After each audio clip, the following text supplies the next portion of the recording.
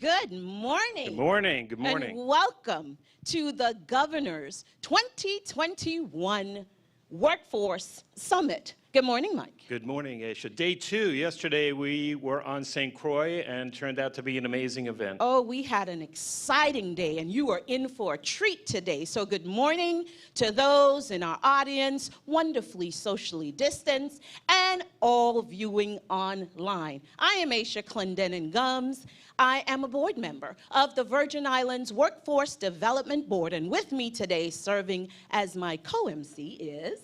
I'm Mike Fazio. I'm the CEO at Workforce 180. We are a Virgin Islands business that works with the Virgin Islands Department of Labor, with the Economic Development Authority, and many, many businesses throughout the territory. Very excited to be here today, Aisha. Yes, we have a knowledge-packed day for you with concurrent sessions and dynamic speaker. But first, we will welcome to the stage our very own Executive Director of the Virgin Islands Workforce Development Board, Ms. Sonia Boyce, to give you a few welcoming remarks.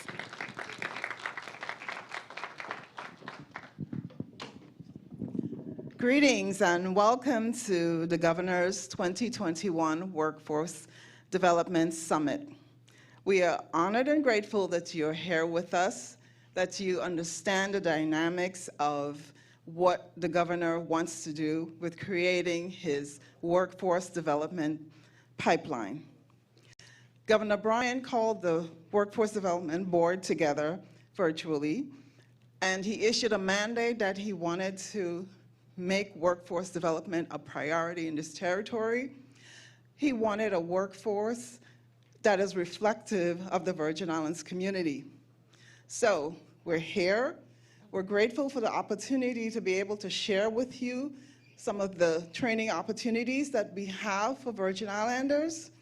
We are grateful for the opportunity to share with you the advice, the information from the presenters who are sharing their expertise in their area, their field of study or industry. So without further ado, I would introduce Commissioner Gary Malloy, who will bring the greetings, and thank you for being with us.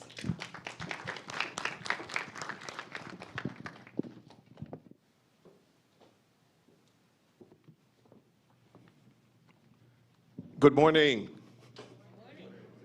Governor Bryan, members of the 34th Legislature present, our viewing, listening audiences, my staff at Vidal. I just want to say, on behalf of the Department of Labor, we're very, very happy and pleased to be a part of the collaboration of putting this summit together with the Workforce Development Board.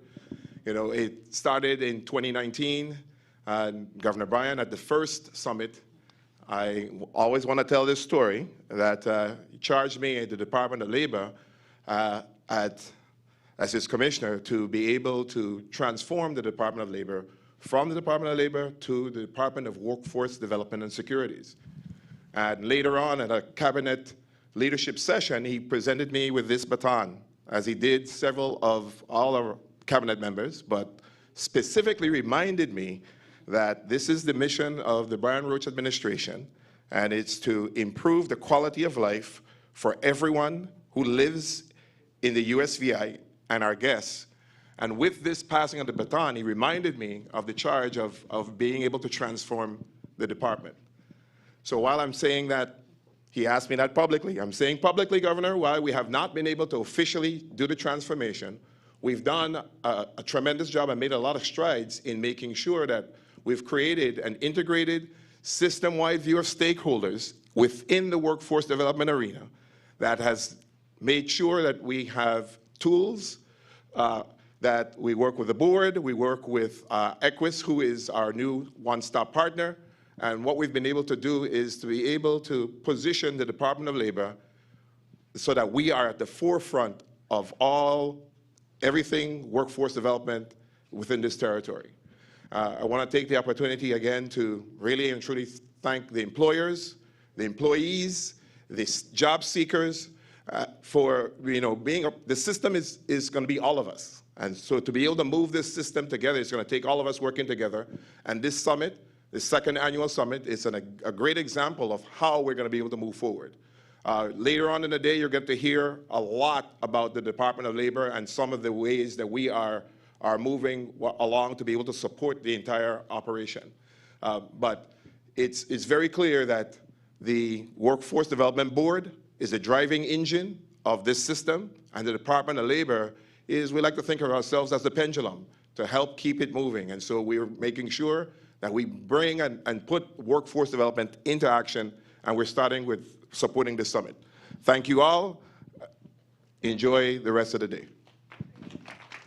Thank you, the Honorable Commissioner Malloy. He's modest, isn't he? Very. Okay. I think they're doing a tremendous job. They are. Yes, let's give them a round of applause. I can tell you, Aisha, I've worked in this territory since 2009, collaborating with the government of the U.S. Virgin Islands. I've worked through several administrations, several leadership groups, and this is the first time I can 100% say, from the governor's office to the Workforce Development Board under Ms. Boyce and Chairman Carty, down to the Department of Labor with Commissioner Malloy, Assistant Commissioner Christian Hendrickson, to Director Etienne, right down to the frontline staff, now with the partners at Equus, that there is complete cohesiveness and collaboration from top to frontline, serving this community, job seekers and employers, that this is a tremendous opportunity and moment that we're doing today at the summit. And similar to the lottery, you got to be in it to win it. Very good. So we encourage you to be in it. So without further ado, we have the pleasure of introducing our Honorable Governor, Albert Bryan Jr. Oh, we can do better than that.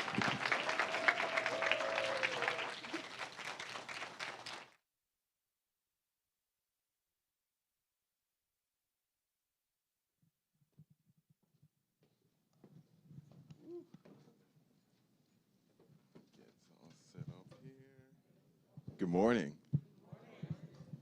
Y'all ain't smiling. You need a little bit more energy. Good morning. Good morning. Let me get all set up. Gotta put that there. That there. Okay. So how y'all doing? You know, I really love to do this. I said this yesterday. You know, I always think about what it means to be a professional. And I always think about Michael Jackson, because I think he's one of like the greatest of all time. Y'all agree?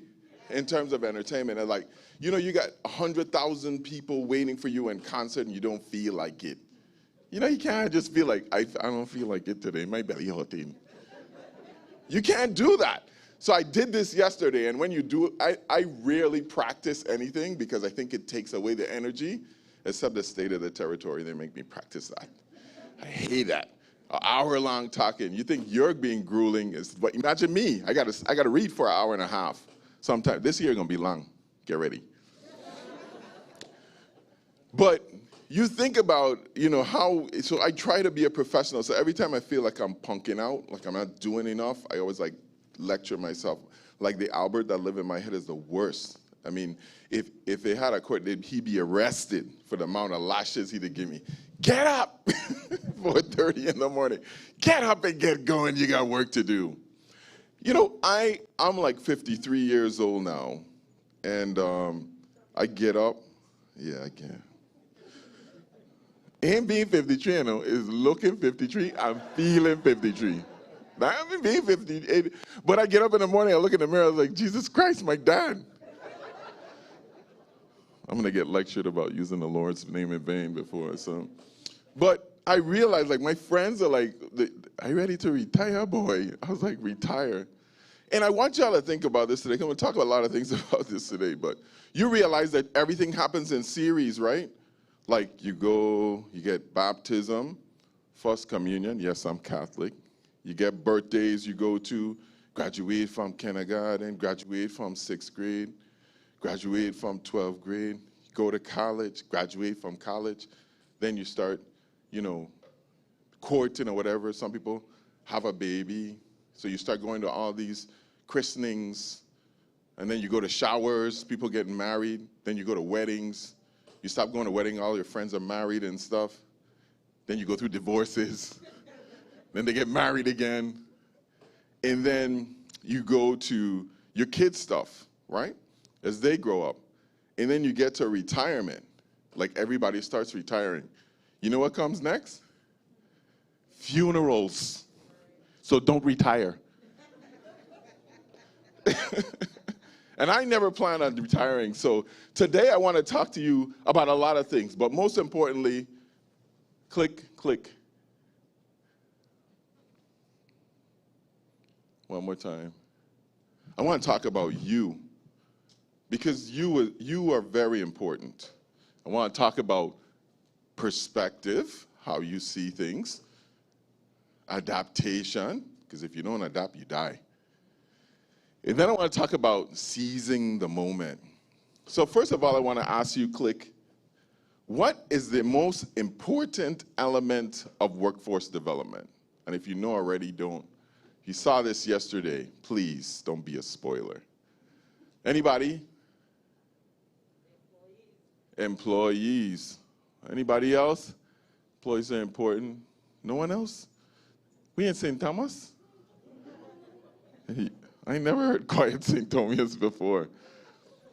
Serious joke. I'm from St. Thomas originally, and my wife, my whole kids, nobody understood me, and I took them to a family reunion, and it was just loud and people just all over the place singing and dancing and clapping and doing all kinds of entertaining. They were like, "That's what's wrong with you." So I didn't expect you to be quiet. Anybody else? Employees? Training? Engagement? Anything else? Money? Department of Labor? Employers?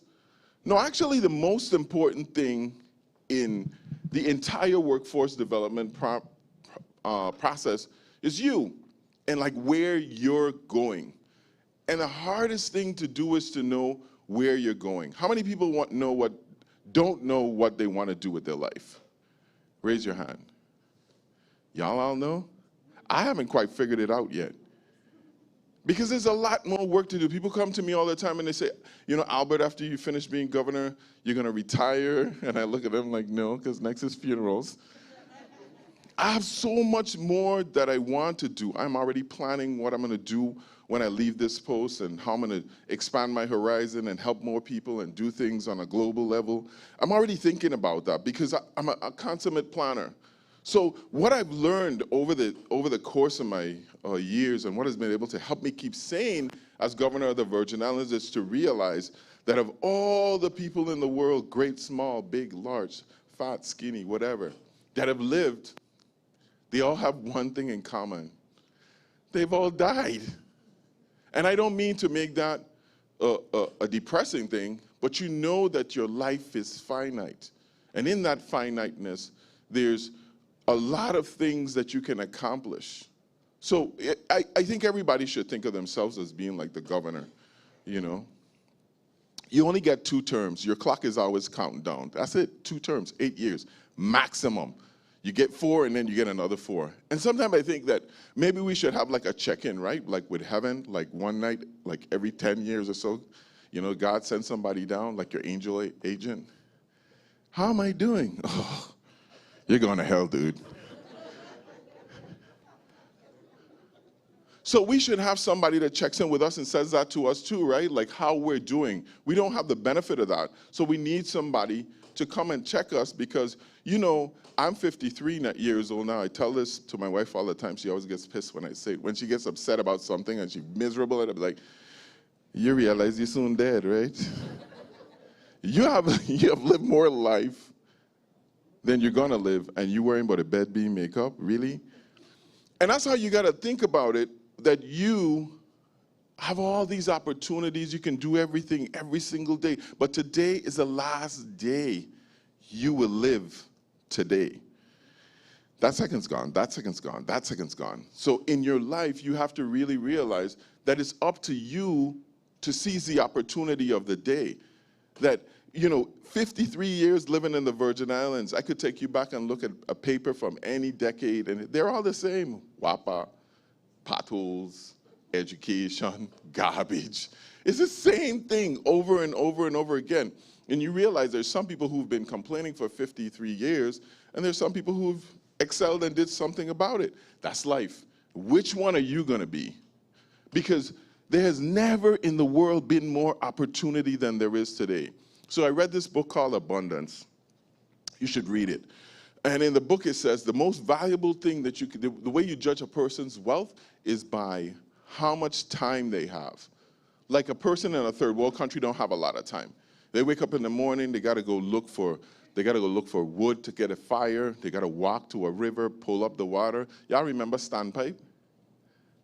You know, and yeah, remember they used to turn off the standpipe certain time. You had to go with a 5-gallon bucket them to fill up the water to have drinking water in the house. Y'all remember that? Where the standpipe was in Savannah? On the reservoir. Somebody been poor. When you think about that, right? All these changes that we have gone through, the difference is the individual. You know, I don't do anything by happenstance. Everything that I do is strategic. When you see something come from the governor, not a rumor them, because you know they got the rumors, right?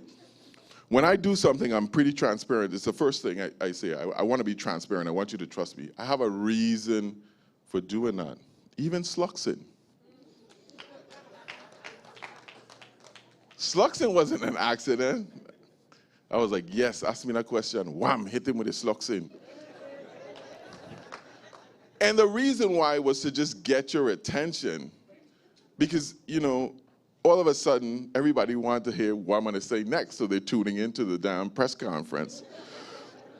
But the difference is really you. And what do you see? I want to show you something with perspective, right? What's this? If you've been here yesterday, don't say nothing. What's this? It's ketchup, right? Let me show you something.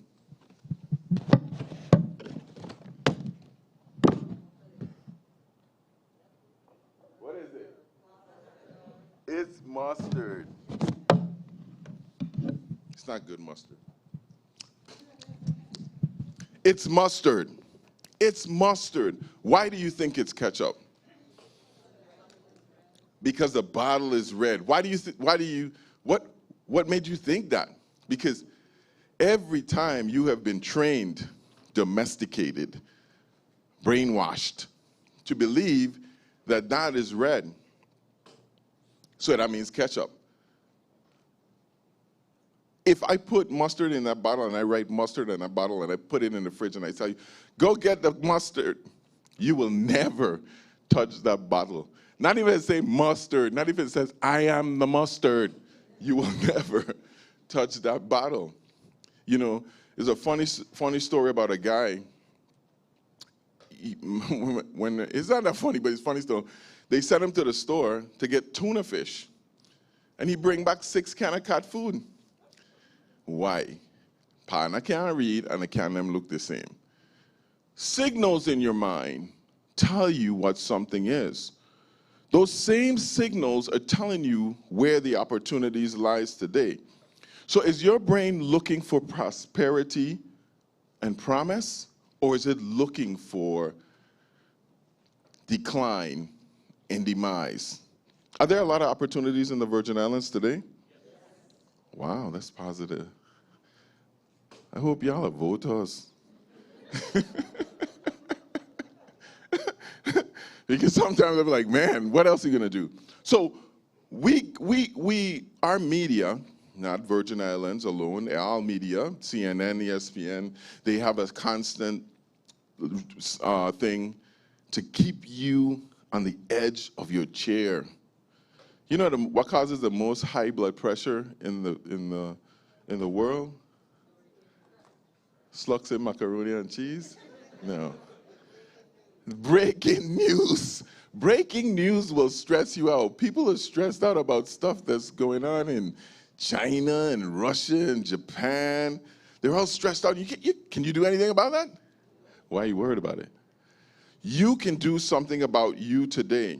And you can start to change your perspective. I have a good friend, when I finished being the Commissioner of Labor in 2014, he says, you are not allowed to work for anybody for 6 months. Just try it. And if you don't like it, then go work for somebody. And I tell you, the first 3 months of that was the most scariest thing in my life. Because you know what it's like? A Thursday comes after Thursday comes and there's no check coming in. But then after I got rid of the fear, I started to look for opportunities differently and to try to see things a different way. I became like totally enlightened. It's like being plugged out of the matrix. Because we've been taught that you have to go work for somebody and you have to get a retirement and you have to be able to get your savings and you have to be able to get your health insurance, when there's a whole slew of people who just don't do that. They finance their own retirement. They find health insurance on their own, and they run their own businesses, and they employ people. Some of those people are here today. It's a totally different way of thinking, and today I want to do what I can to change your way of thinking. So let's try this. Click. What do you see? What do you see? What does that say to you? Power outage. Governor ain't doing his job. Keep supporting them bastards down there. This says to some people an opportunity to refinance over $500 million in bonds is a $2 billion project to revitalize the entire WAPA. I got people who are vendors from them calling me and saying, you guys owe me $100 million. None of us see it like that. When the power goes off, we don't see it as an opportunity to open up a new solar company or to figure out a way to finance new solar arrays for people's homes. We don't look at it as a way like, hey, maybe those people need new engineers. That's something we're going to be needing. We got to look at what we see differently. So click. What do you see here? The smoothest road in St. Thomas. When I look at that, I see $136 million in road paving from FEMA alone, not to mention all the other ones that we're getting for the Community Development Block Grant. There's an opportunity for you to open up a paving company, because if you're paying attention, it takes forever to get something paved here.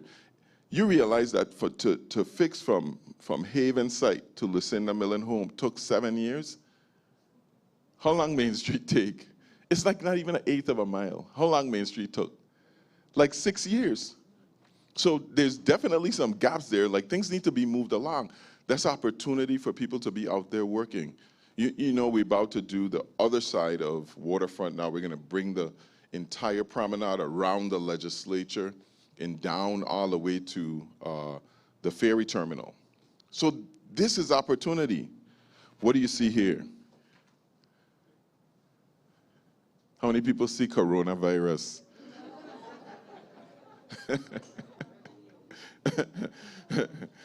What do you see?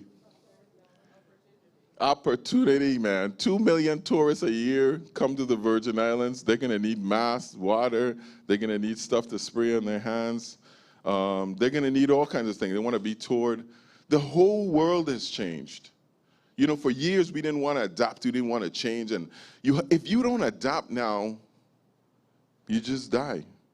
I mean, we are the best, you know, we don't give ourselves credit. You all remember when WAPA went to 53 cents a kilowatt hour? People got so innovative with what to do. They cut down, even WAPA, even when you go into Kmart, they had the lights off, sweating your tail off. People converted to solar. People started to make smaller spaces. They started to create more outdoor restaurants. Like, if you're opening a restaurant now and you don't have a good takeout plan, then you ain't serious. Because now we have a whole different thing that we adapt into.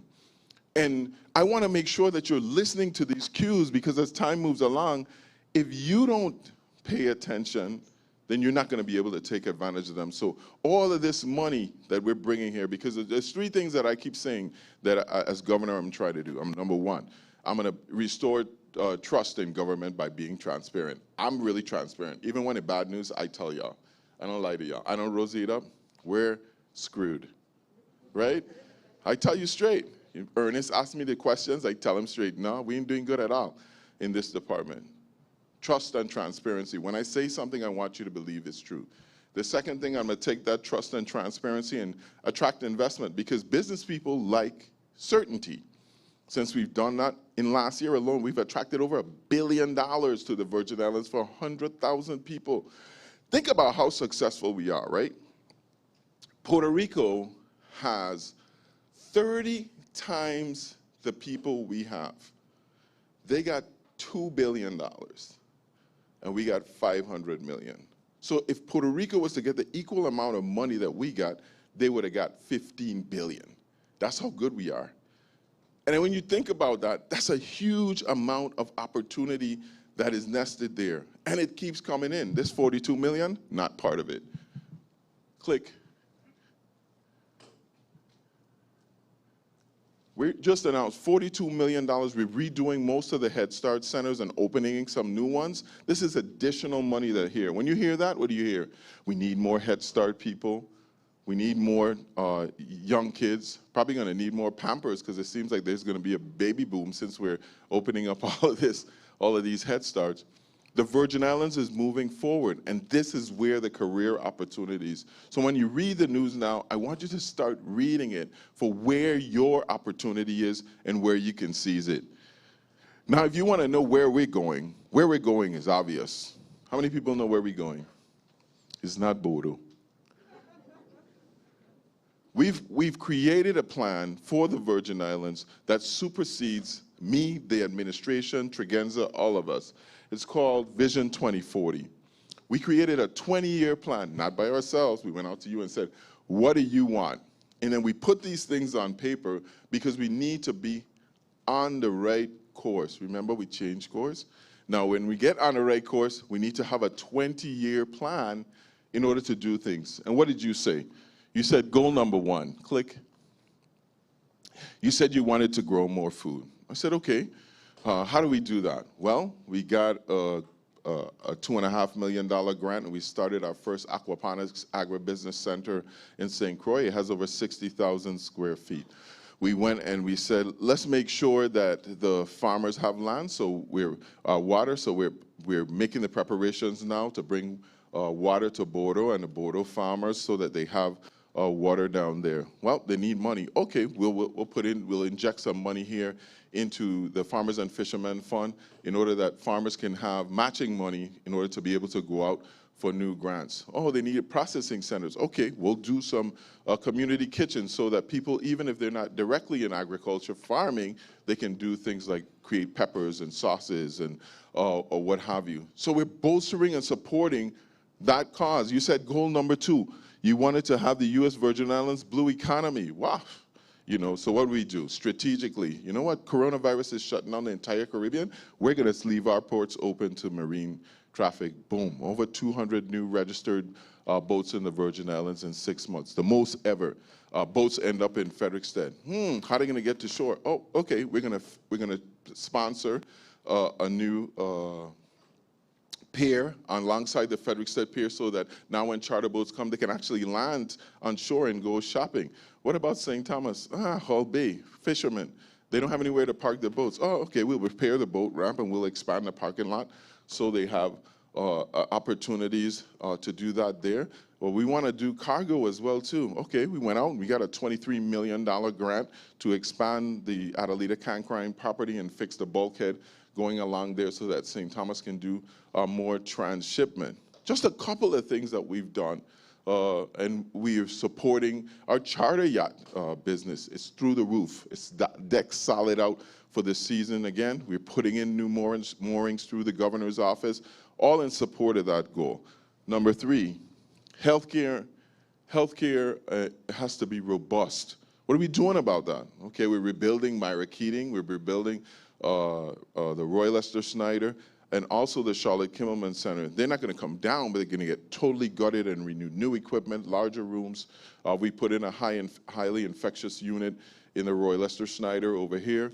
Currently, we're building 2 new skilled nursing facilities, one in St. Thomas, one in St. Croix, to take care of our elderly, to move them out of places like Queen Louise and give them better environments. We've redone Literate shelter brand here in St. Thomas for those people who have behavioral health issues, and we're working on the annex to do that. Strengthening our healthcare background. I told you we don't do anything unpurposeful. Goal 5, we need to increase the population. We stop the flow of all birth control and condom distribution in the islands. I'm just making sure y'all paying attention.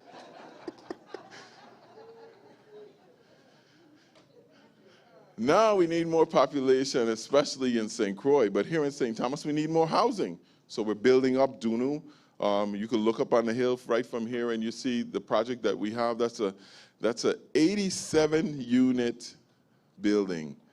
Let me tell you how dedicated we are to public housing in the Virgin Islands. How much money you think it costs us for 1 unit in Dunu?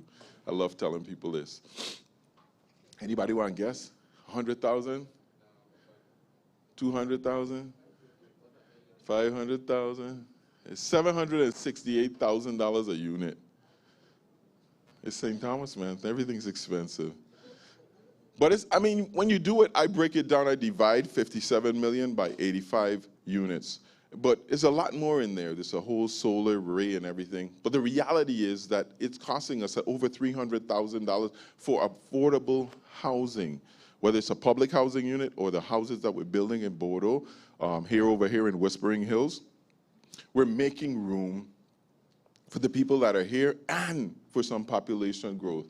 St. Thomas is, moderately dense, but still, we need people, so when the tourists go away, we have our own interior economy going around. Goal 6, renewable energies, and I want to make sure I read that one right, because I know you're interested.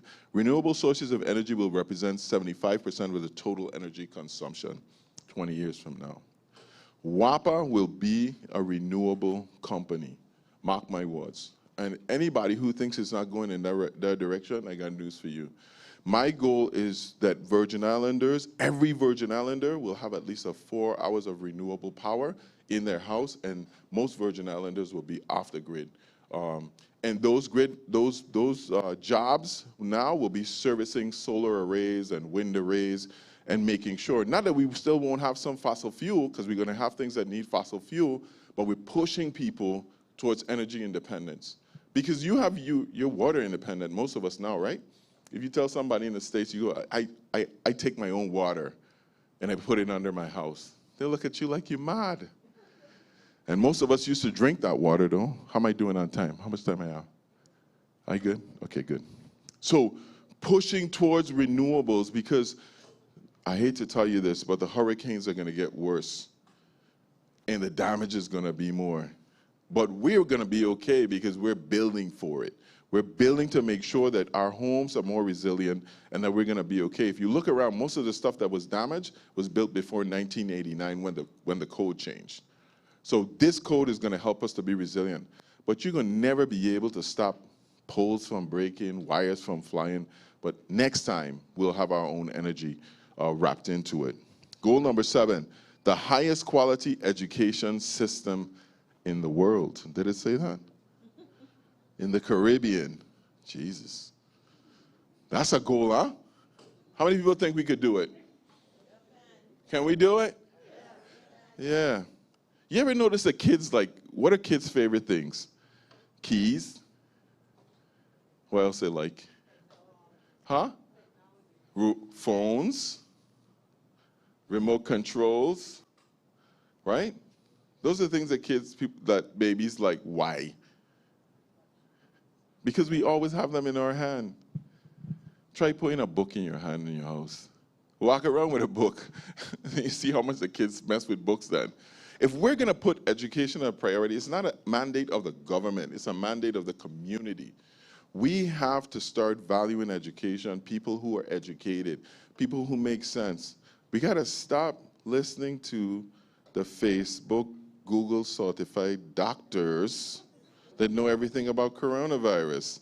And actually listen to the people who went to school. Novel concept. We have to start respecting people who actually study these things, and when they come before us, whether it's in a legislature or before CZM or anywhere, that we understand these people have put a lot of time into educating themselves on these subjects. Then we will have the education system we deserve. When parents want to make sure that the school is good, when you see teachers and parents protesting because the curriculum isn't good enough, then we'll know we're serious about education, and then that's going to happen. But we're putting in all we can to make sure that we make education accessible, and not just education in school, education totally, because it's a world out there and we need it. Last goal, that we want to have extended stay visits, authentic experiences, and cultural offerings will increase from 63% of tourism-related revenue to 75%. I think we did that with coronavirus, didn't we? We didn't have cruise ships for a year and a half. People, the average stay in the Virgin Islands is already there. So we need to keep pushing in that direction and constantly renewing our product and knowing that we are a part of that. So today, you learned, what was goal 4? I forgot 4? Entrepreneurship, so important. You know, everybody should have a hustle. Not a kind of hustle. And most people do, right? I mean, you know, my first year or 2 in office, I was like, you know, St. Thomas is coming, but something was missing. Like, why St. Thomas, just the money, the numbers, the taxes, they just weren't right. And I couldn't figure it out because we had low unemployment, everything was going good, and I figured it out. You know what it was? Anybody know? Nobody? Everybody had one job because the hotels were all closed. So usually, everybody in St. Thomas got 2 jobs. We who live in St. Croix don't like that at all. Everybody had 2 jobs before, and that has slowed our economy and taken a little toll on people because they don't have enough disposable income. Because if you're watching this and you live in St. Croix, or, you know, come over to St. Thomas and shop in the grocery store. It's a rude awakening, trust me. I bring my stuff in a cooler from St. Croix. It's really expensive living here. I mean, it is really expensive. So you need to work 2 jobs and then trying to buy a house and educate your kids and do everything else. It's a real struggle, so I feel you. So today, we're putting money towards, we've already put $5 million in gap financing towards the Catalyst Fund out of the RT Park. We have applied for $56 million in State Small Credit Business Initiative. Let me tell you what that is. So if you need to get a loan from the bank in your business and you can only come up with, let's say, 10% of the collateral, the government will back you 30%. We will take our money and put it in the bank and say, this is the collateral for this person to open a business so you can open your business. Isn't that awesome? God bless America. No, I mean, like, I actually had a young entrepreneur that, I mentor a couple people, a lot of people, and, you know, they come to my house and ask me advice, which I give them for free. And I was telling this person about this program, and they were like, wait. So you mean I only got to come up with this 10% and they're going to put 30% out to the government for me? I was like, yeah. They were like, wow, this is a beautiful country. It is a beautiful country, right? I mean, you talk a lot of mess. We got our problems, right? I mean, think about unemployment. You know, last year, I heard my brother got laid off, and I called him. You know how busy I am. It took me like a week or 2 to call him. I was like, you know, when I called him, he had to turn on the music. I was like, you all right? He's like, yeah, man. I was like, I heard you lost your job. He's like, yeah, but it called me back. I was like, you ain't glad? Like, no, I ain't $1,200 a week, dude, sitting home doing nothing. I could deal with this. Only in America that happens. For what is it now, Commissioner? 72 weeks? How much weeks of unemployment we got? A year you can stay home. But if you're home, make your time count. Make your time count. 1 hour a day on YouTube, you can learn so much. Anything you want to know is on YouTube. Anything. You could operate on your dog from YouTube. Don't do it. Money you don't need to save. But it's there, you know? You have all of that information, and you can do it. And let me tell you something. I know people waiting for unemployment to run out before you start looking for a job. Remember, everybody's unemployment is going to run out at the same time. All of y'all going to be jumping in the water at the same time. Go to the beach early. Get a tan. Go home by 8 before the craziness and the coronavirus starts. Start now. Today's your opportunity. There's plenty of employers there for us to go out there. So I'm closing now. Today, I told you about you. That all of this, no matter what I do, is up to you. Ultimately, you live in your world, and every day the world ends when somebody dies. Their world has ended. Your world is still open to a world of possibilities. Change your perspective. Stop looking for the problems. Look for the opportunities. Some people saw an opportunity to get a $1,200 stimulus check. You know what other people saw? A lot of people with money who don't know what to do with it. An opportunity to sell them something to get a $1,200 stimulus check. So 100 $1,200 stimulus checks in your bank account because you sold them something is better than one stimulus check in your bank account for a week before you spend it. Adapt or die. The world is constantly changing. You're either, my father gave me all these nuggets of advice. He said, you're never standing still or keeping up. You're either falling behind or moving ahead because the world is always moving. Every single day, we made tremendous adaptation over the last the last year and a half. And you got to seize the moment. Remember, present. It is a present. And tomorrow, our next hour, is gifted to no one. The chickens. You ever seen the fish fillet commercial with the cows? Chick-fil-A? What did I say? Chick-fil-A? What does the cow say? Eat more chicken. Why they say that?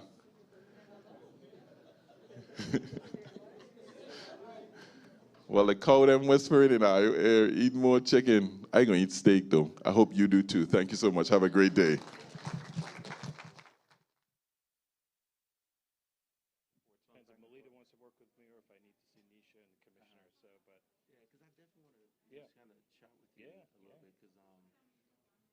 course, you know, there's the RFP that's out right now for PR and the putting a name in the hat there because we have a very. I seem to have lost my co-host here. But we're going to keep this moving. Don't forget, workforce development is you. And if you change your perspective, you truly change your life. We whatever we're looking for is what we find. I encourage you to look for something positive. We found you, Mike. I encourage you to adopt so that you don't die and seize the moment. So next, our first concurrent session, you're in for a treat. It talks about opportunities and barriers to filling jobs, infrastructure jobs here in the Virgin Islands. And the governor, we're going to welcome him back. He'll serve as our moderator, the Honorable Governor Brian. You want to come? Very good. And now I'll introduce to you his panelists. Welcome to the stage, John Ingerman. John is the Chief Executive Officer of the Strategy Group. Put your hands together for Mr. Ingerman. We have Ray J. Barry. Ray J. Barry is the President and Principal Consultant of Barry Financial Service. Welcome to the stage, Mr. Barry. We have Leon Hughes, founder and CXO of NERIX, and Senator Joseph, our very own Smith, Governor's Policy Advisor on Workforce Development. You all are in for a treat. Give them a round of applause and welcome them to the stage.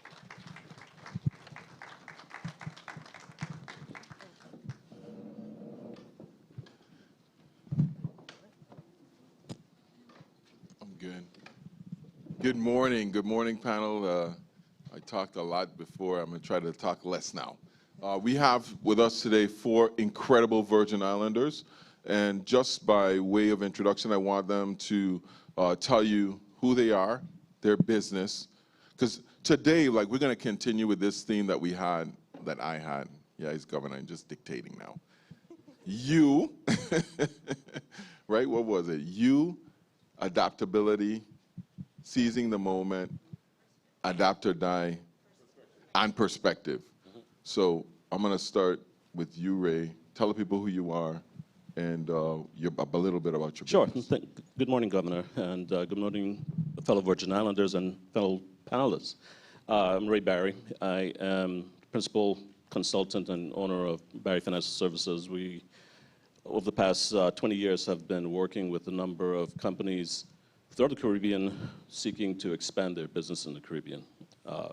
And I've used the platform of the Virgin Islands being an American territory in the Eastern Caribbean with connectivity throughout the region as a catapult to operate throughout the region.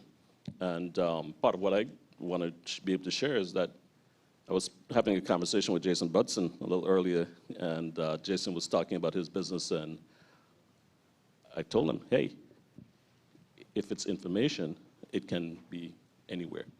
We can do a global business anywhere.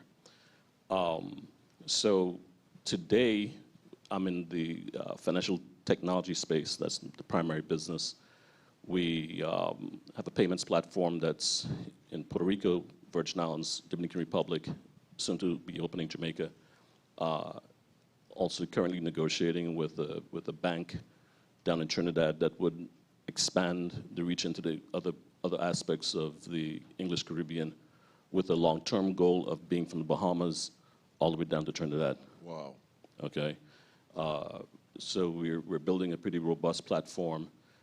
Business has actually expanded during the pandemic because you talked about restaurants having a carry-out policy, right? Right.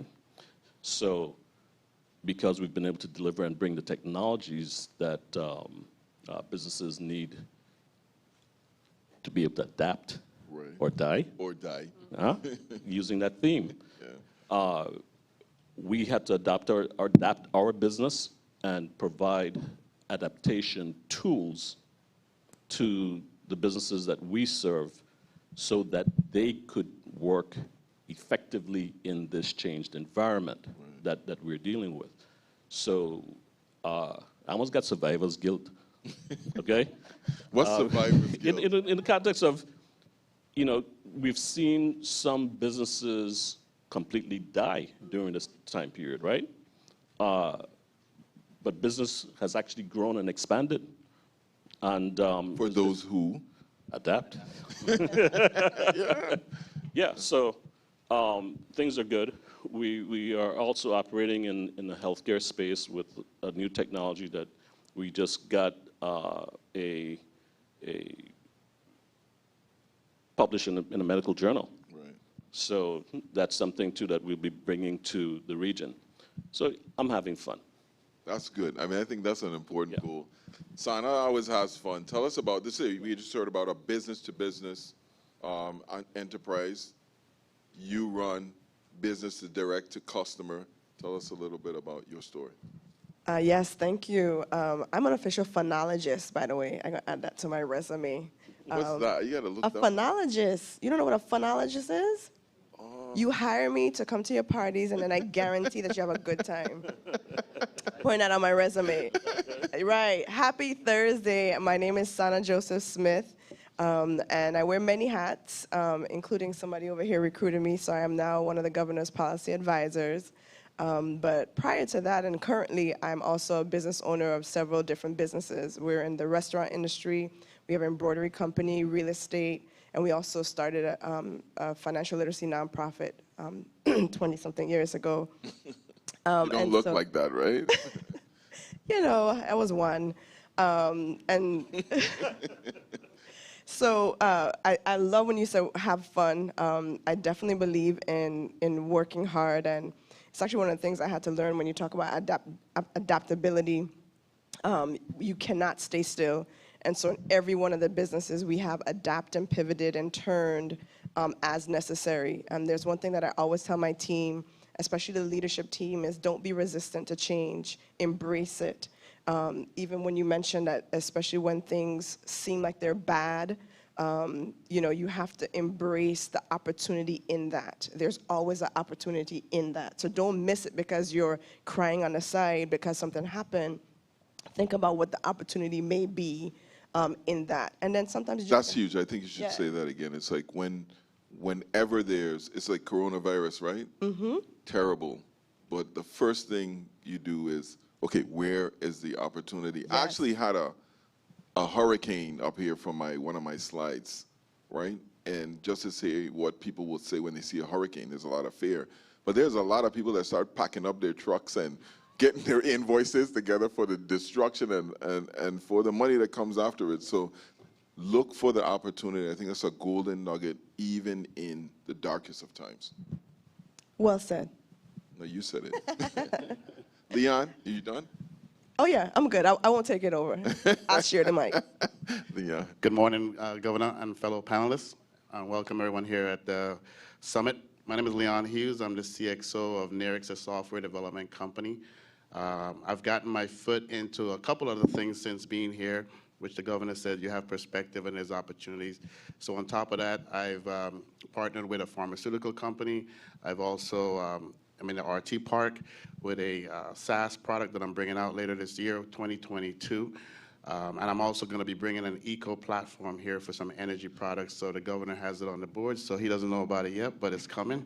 And so, So wait. Yes. You're a local person that actually have like RT Park benefits? Yes, You don't sir. want to skip over that because people think that there's no one in there local. So, and Yes, he's so I was local, part of the right? first Where you went cohort. high school? Yes, sir. I'm a product of St. Croix Central High. I'm a Carib. So, yeah, and it's because I saw the first leaving of the refinery that caused me to turn my heads and come home, bring technology home, work with the university, hosted the first hackathon, which now is a part of the community, getting the students involved in technology, dreaming what could become for technology from the Virgin Islands, bringing opportunity here where we can train, mentor. Some stay, some go on to other places like Amazon, but hopefully they'll come back. And so with the technology we have, the hyper-speed internet, working with RT Park and one of my companies, and getting students to also believe they can stay here and make $50,000, $60,000, $70,000, $80,000, leave me and launch their own technology companies. I try to mentor that and foster that here. So in order to do that, you got to be involved. So I joined the Chamber of Commerce. The governor enrolled me in the workforce development. You know, I'm an advisor to the SBA, but and I'm also an emerging leader out of Puerto Rico for the Virgin Islands representing. And my whole thing is to show the other young men, because the women do jump up, that you have opportunities here in the Virgin Islands beyond what you think leaving here to go to the States. I know it's good because I did it. I joined the Navy and I'm coming back home. And I've been one foot in, one foot out. But hopefully that's so I can draw and attract businesses here like I've been doing in the last, been here for what, 7 years? Been here since 2013. Wow. Came back home. I mean, I think that's excellent, and it's so funny. Even you know what you learn in kindergarten, it's still boys against the girls. You know, but the girls are winning. They are way more aggressive, and they just killing it in the professional space. That's why. Assertive. Yeah. Assertive. I got two of them, so I good. I know I'm covered. I want to introduce you to John Ingerman. I'll tell you a funny story when he's done, though. No, you won't. I just have to. You got to be careful with this guy because every story he gives, there's a certain level of exaggeration onto it. So let me set the I'm tone trying to on get the that right people now. to trust me. Well, stories about me, that is. Okay. And, you know, if you noticed yesterday, they made me sit like as far away as possible from the governor. I'm going to continue doing so again today because, you see, you get too close and you get volunteered for different things. So I'm like, no. And then you're going to be wearing a shirt like mine just now, see? Not yet. But, you know, like Leon, I'm actually a product of the Virgin Islands public school system as well. Unlike Leon, I'm a chicken hawk. I won't hold it against you. But you know, I'm the president, founder of the strategy group, a you know, St. Thomas Virgin Islands-based, headquartered here in the Virgin Islands, professional services firm, providing services to the public sector, private sector, and on target. This is my goal: to be the largest professional services firm located in the region, providing services outside of the territory and the region as well. We actually just launched our TSG USA, the Strategy Group USA, to support a contract that we were just awarded in the state of Texas with our partners, Witt O'Brien, who we've been working with for the past 3-4 years here in the territory, which has been great. I am excited to be here again. One of my passions is really around, like yourself, Leon, how do we take Virgin Islanders to that next level, right? But not only, there are two types of Virgin Islanders, those that are here by choice and those that are here by birth. And we recognize that, and we want to make sure we position them and tool them with the right skill sets to be the best employee or employer that they can be to take their life and their career to the next level. I'm excited to be a part of this Workforce Development Summit because everyone that's being impacted or being uplifted by this program is a potential business partner, a potential colleague of mine.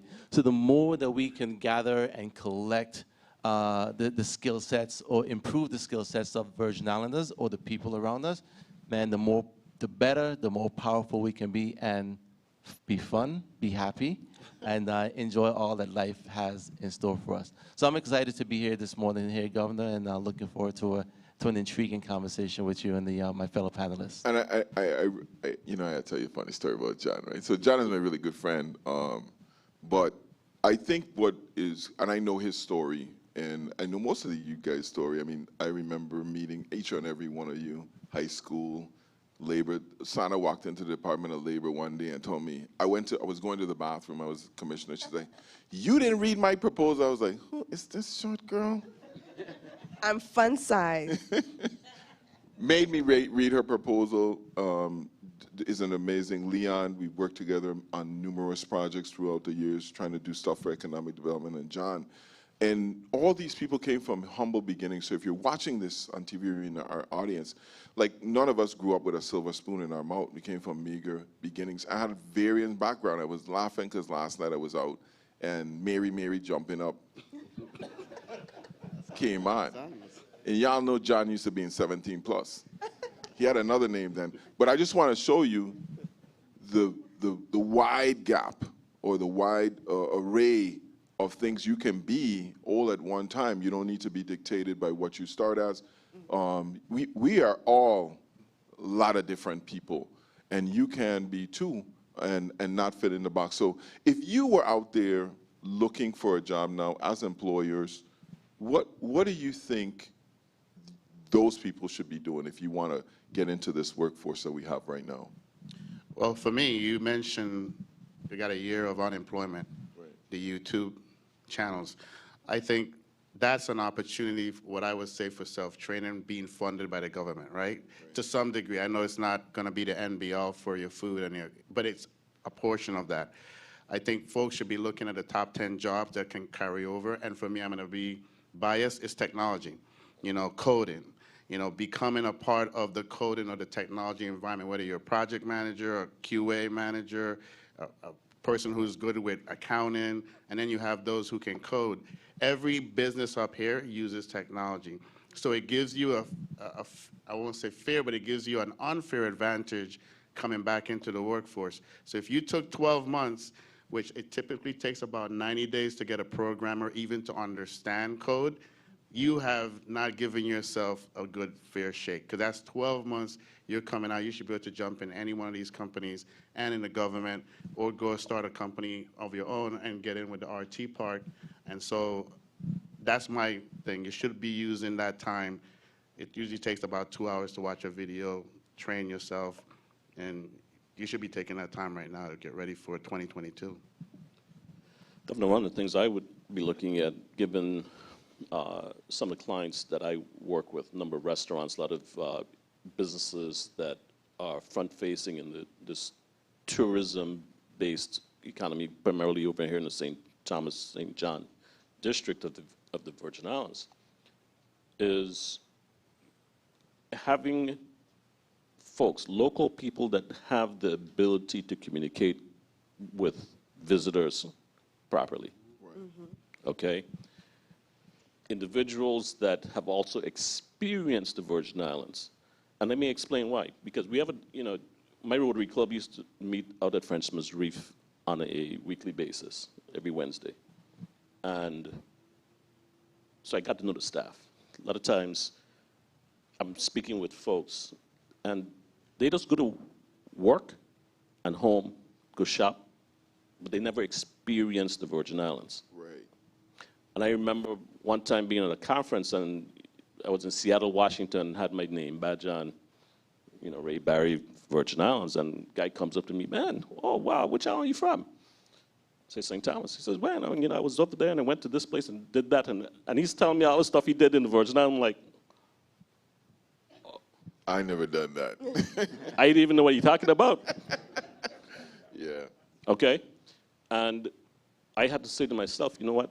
I'm not going to experience this again. I'm going to make sure when I come back home, I'm going to start experiencing my home so that I don't have people telling me about my place that I never experienced. And I think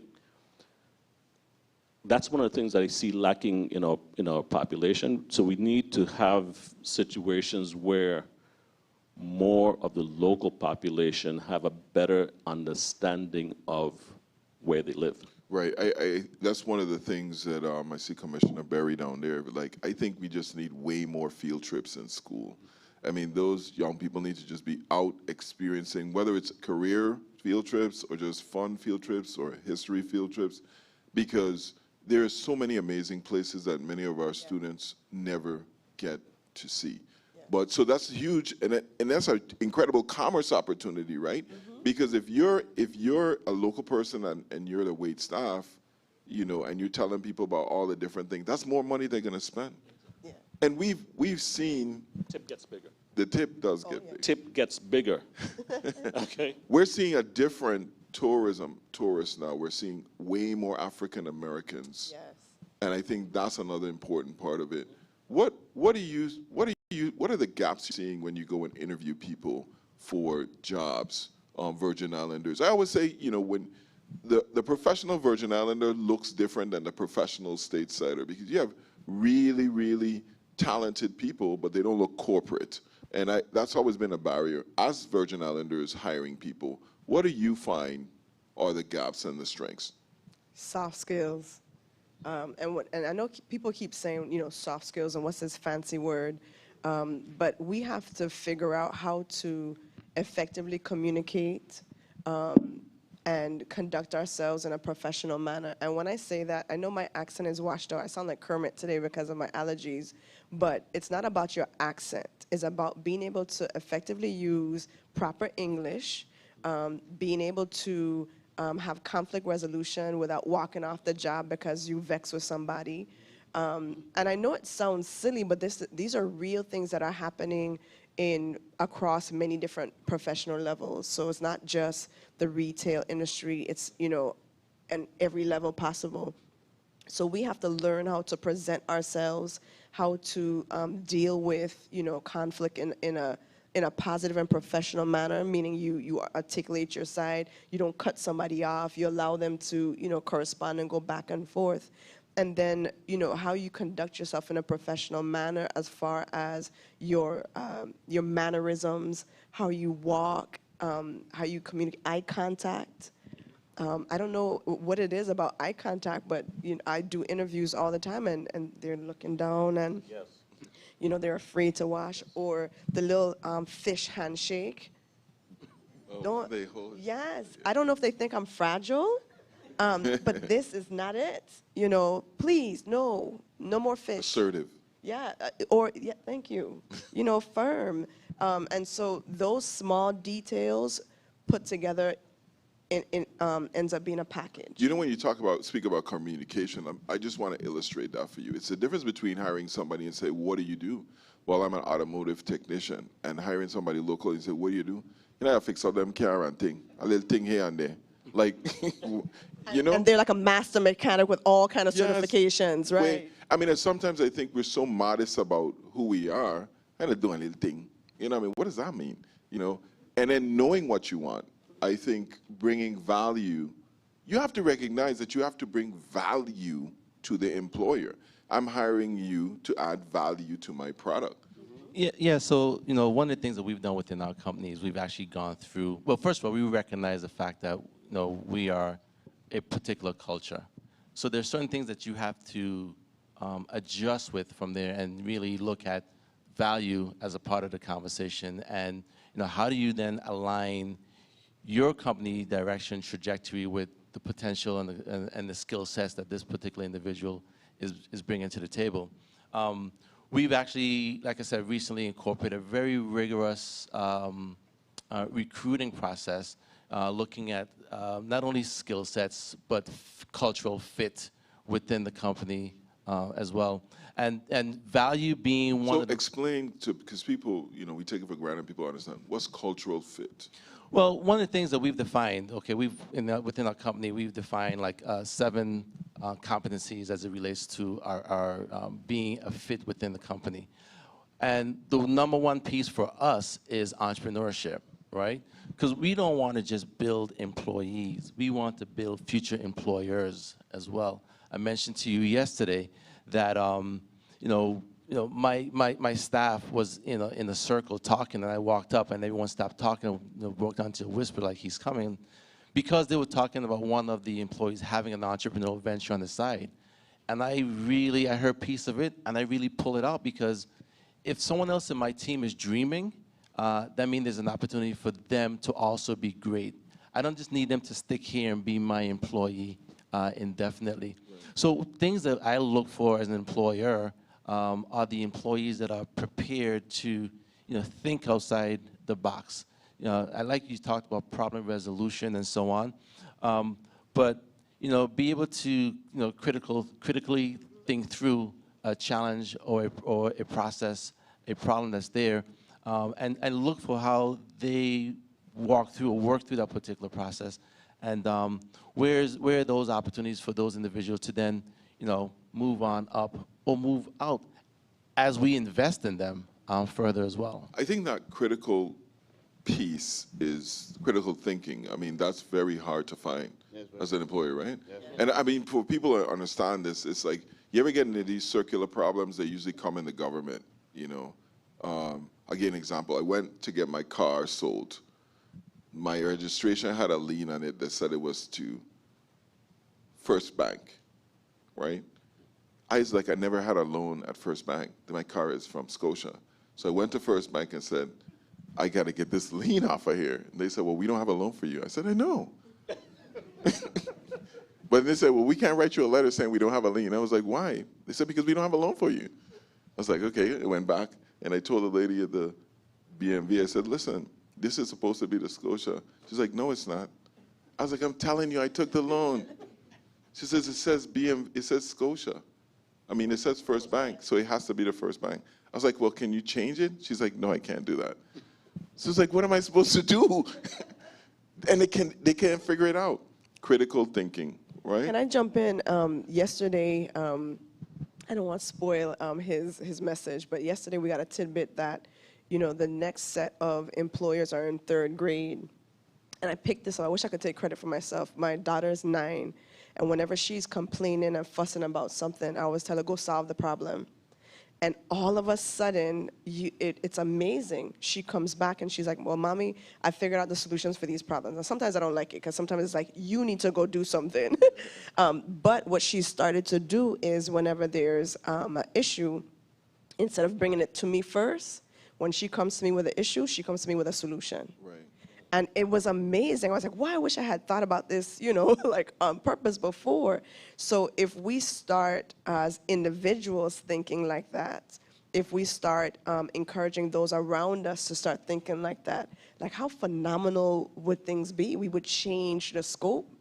It would. I mean, so do you find employees that are purposeful in their work, understand the mission of the company, and engage in a way that constantly add values? Like, is that something you find all the time? No, I think one of the challenges is some folks just get up, I just need a job.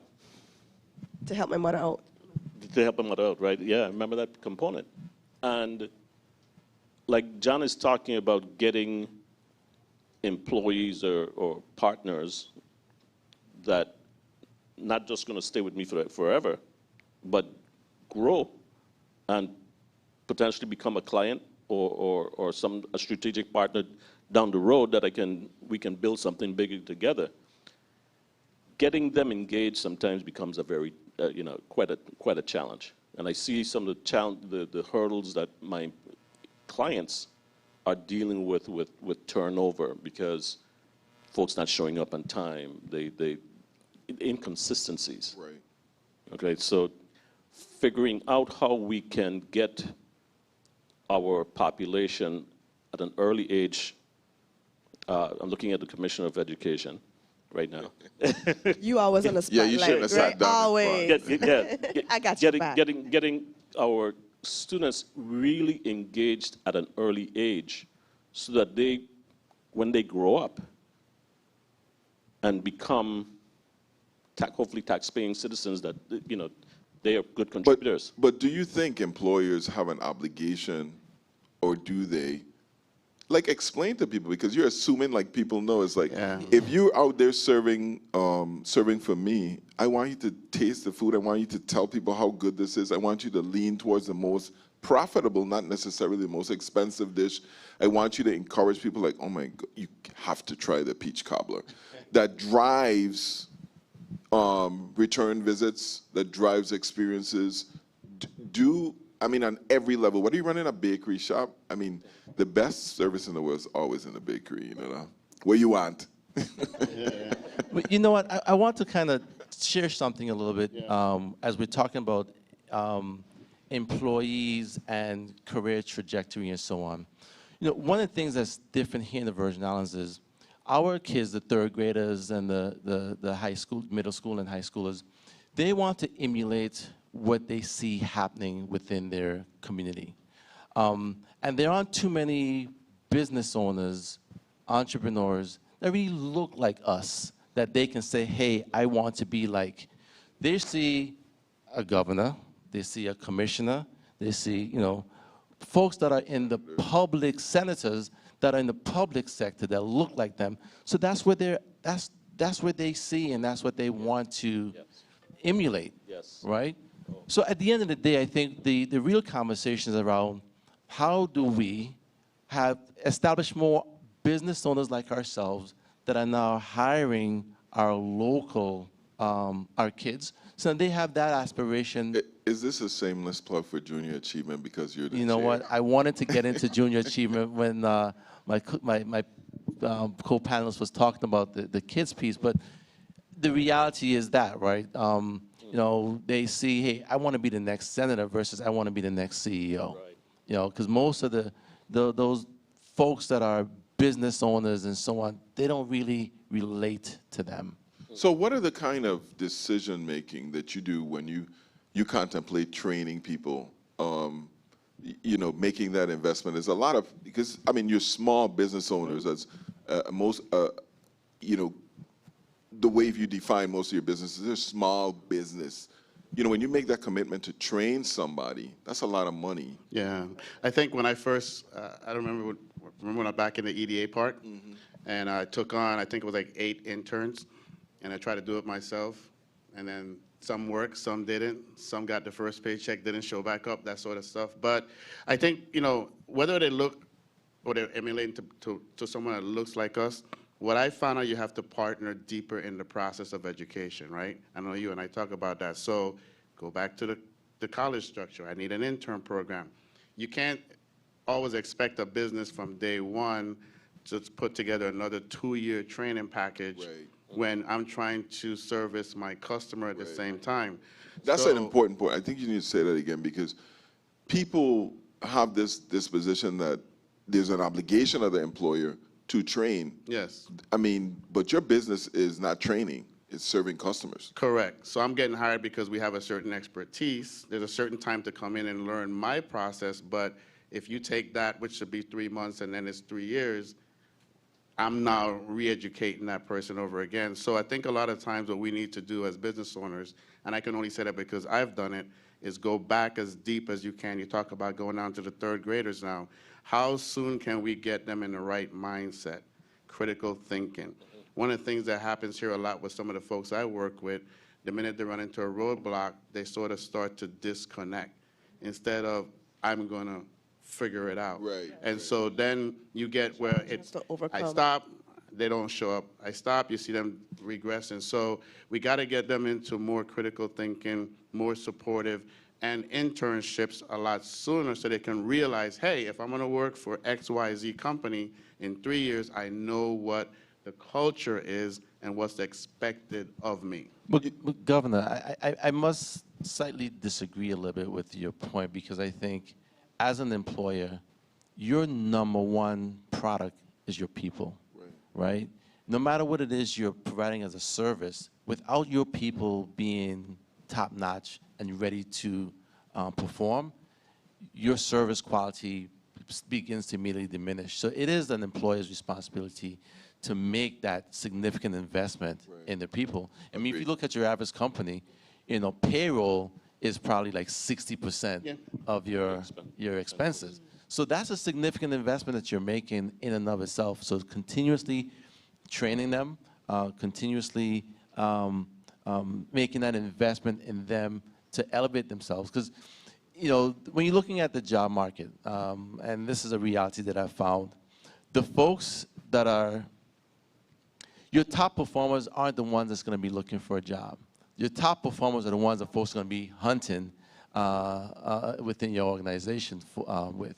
And those are the ones that you need to continuously make those investments in, and then the others within the organization seize that investment and work. How often do you hunt? Yeah, don't take me wrong. I said internship. So It wasn't you, it was more so for the government. Oh, okay, okay. Yeah. I'm with you. I just, before we move off of this, I would be remiss if I don't mention a really great tool. Department of Labor has it, Workforce Board as well, apprenticeship programs, and then there are also opportunities to partner with Department of Labor where they will help fund some of the costs of training. Most of the costs. Yeah.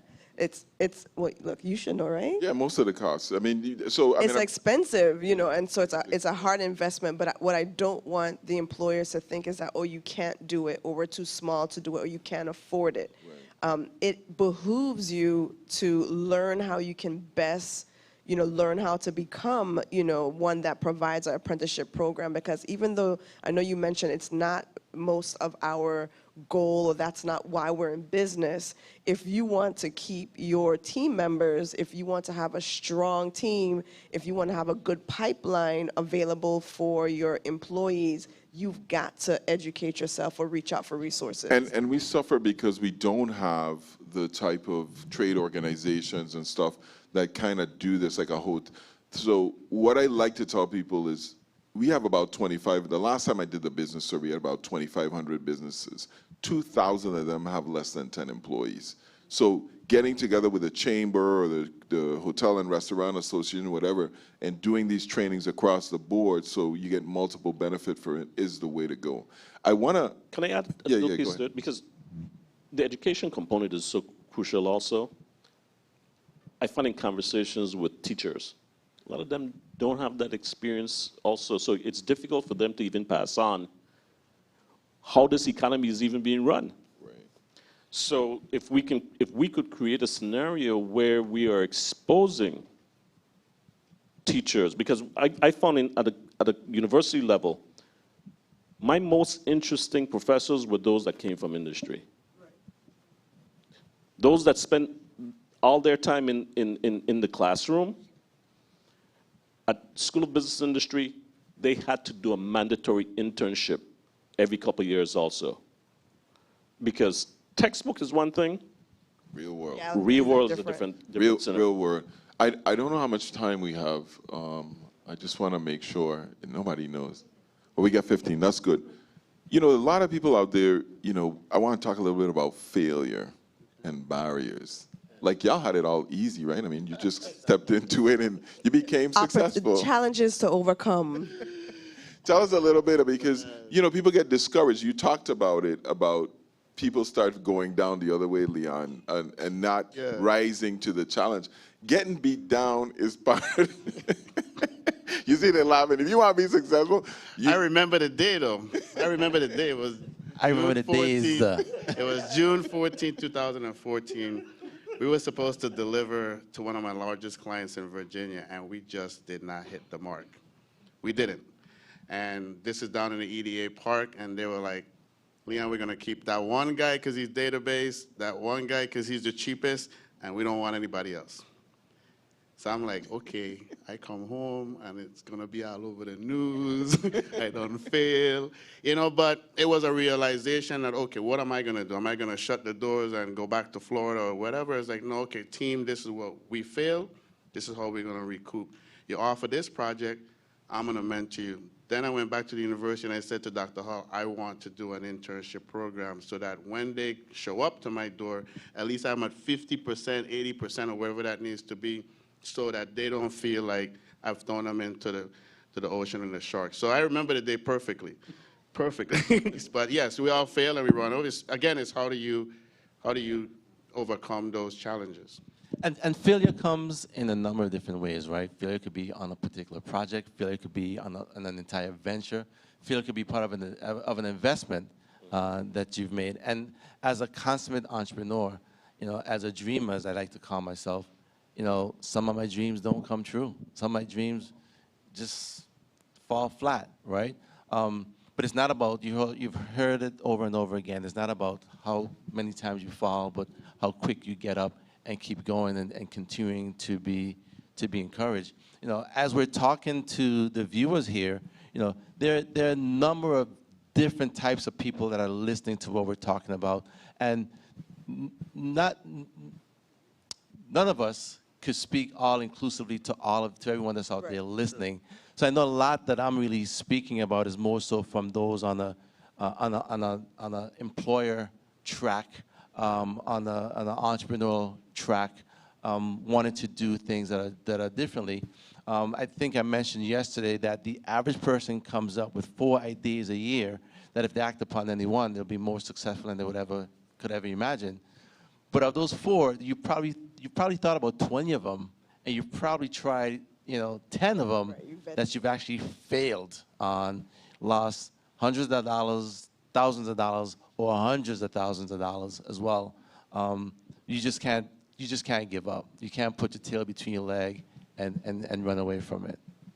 Yeah, I would definitely say that the big thing, and I don't like to say failure, it's just an opportunity for growth. Positive. Because if you stick, and we spoke about this earlier, if you stick with the notion of failure, it gives you a connotation, your body language changes, your mind changes, where it's an opportunity. They are, and that's, I use those words are important. What are the opportunities in this event? So you didn't get the job that you interviewed for. What are the opportunities for you in that moment? What do you need to change? Or why was that maybe not a good fit for you and you just were trying to, jam that triangle into the circle?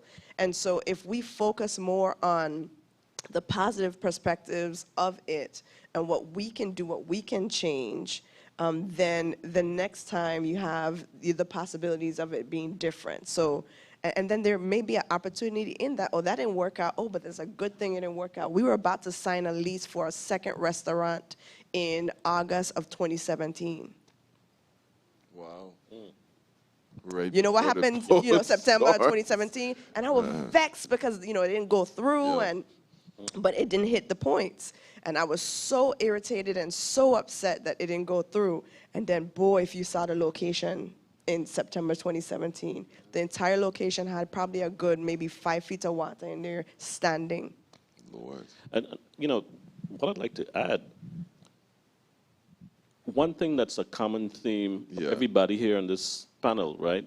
Including your governor.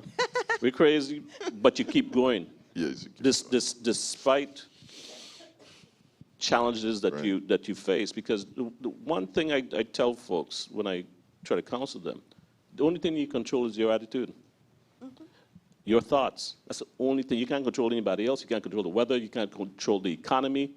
You can't control who get elected. Okay? Yes, you can. You can, but you have it's about attitude. And if you didn't get that job, maybe that job wasn't for you, and have a conversation with some friends that you trust.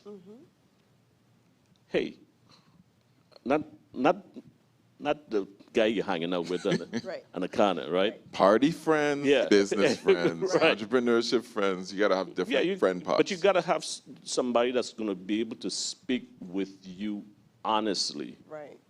and tell you, well, you know, Ray, you need to tighten up on this. Or you need to be out of that. I have a good friend that always tell me, Albert, you will never be on stage singing. Because you can't sing. And I'll tell you, you can't sing. Right. I think what's important too, and I always remember this from the election, one of my greatest challenges is like we started at like in my living room with like $20. Like, you know, no idea about anything about campaigns or how we're gonna do this. And I always tell myself, and this is the greatest thing I think for people, don't try to think about how you're gonna win. Think about what you gotta do today. Because people think about the problem as like, I need a job. And they're gonna be, if I don't get a job, I ain't gonna pay my mortgage. And by the time you're done, you're so depressed, you can't do anything. Like, what can I do right now? Can I get on the phone? Can I call? Can I go down to the cinemas so I can get part of this, be part of this workshop development? What can I do today? And then one thing I noticed that these are very positive people. Like, negativity will kill you. It will totally destroy you. You have to keep that. It does. No is the first no. Oh, you said no? Okay. Who's next? Exactly. No is the first no. I want you to talk, like, I know we're going to have to close out in a little while. Totally lost my train of thought. But, how important is who you know and networking? Oh, yeah. You want me to say it Oh, again? yeah. Your network is your net worth. Yeah. I had to memorize that yesterday, but definitely, I think it's powerful. And it's not that you're going out trying to sell to everybody that you meet. You just need to interact with folks and exchange knowledge, exchange information, receive it, be open to it. It's powerful. Everywhere you go, you should figure out what's that opportunity. I think the first trip that we took together, and I'm like, all right, Governor, what's the plan? And he was like, oh, well, you know, we're here. No. What's my plan? Like, every time I go somewhere, there's, what is my opportunity here? And it could be as simple as learning something new, meeting somebody else, you know, business development. There are many different reasons that you can network and mix and mingle, but you cannot sit still. Do not sit home. You have to figure out how to educate yourself, mix and mingle, and get the knowledge that you need, because we don't know it all. We just know a lot of people who know all the information. And at least in the software, the development world now, technology world, you have a lot more people, especially those that work at the RT Park now, that look like us, meaning they're younger, they're more energetic. You feel like you can hang with them. You can go down and have younger? coffee. Yeah, they're young. I'm young too. You can go have coffee. I mean, there's, you know, just walking down St. Croix has everything that I like. I can go sit within the coffee shop, pull up my laptop. You can meet with someone. You can get their perspective. You know, sometimes you didn't get that job. Doesn't mean it wasn't the right job. It just means you weren't ready for it yet. So you go back, you find mentorship. You find out how I can come back to the table and win that job again and again and again. And I tell people all the time, I switched jobs doing $8 an hour 5 times in Miami, taking lesser pay until I could take another one that got me to where I needed to be. So sometimes you have to hop and crawl and beg and borrow until you can win the day. So in St. Croix, St. Thomas, trust me, even online, get a LinkedIn account, a professional account. There's networking online now. You can join whatever group you want. A professional account. Professional account. Not sexy Professional email. We do check. So, but there's opportunities now more than ever, I think, in the remote world, even for our folks that are participating back here. I have folks that work for me. They're not quite ready to move back home, but they're Virgin Islanders working remote. Right. So we have the opportunity to do it all. St. Croix is here, but we're just as big as anywhere else. The world is now flat. I think Steve Jobs and Microsoft has changed that. It's huge. Time. It's huge. It always trips me out when I go to the States, how many people stalk me. So in the Virgin Islands, I'm just Albert. Everybody know me, you know. But when I go to the States, there are people that show up just to speak to me. So no matter what kind of event it is, if they hear the governor of Virgin Islands is going to there, they will show up there and wait to be senior. I want to recognize our delegate while I up here on the stage, Stacey Plasky. Welcome. Welcome. Talk about taking advantage of opportunity. Superwoman is with us in the house.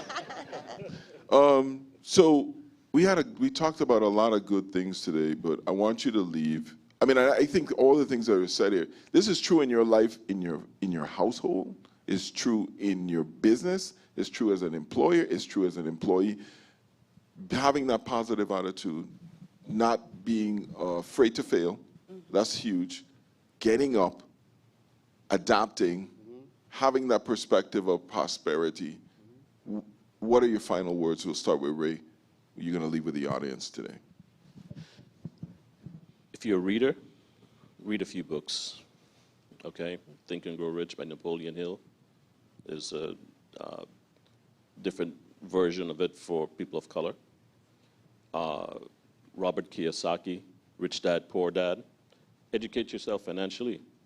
And if you're not a reader, University of YouTube. You know, I call it University of YouTube.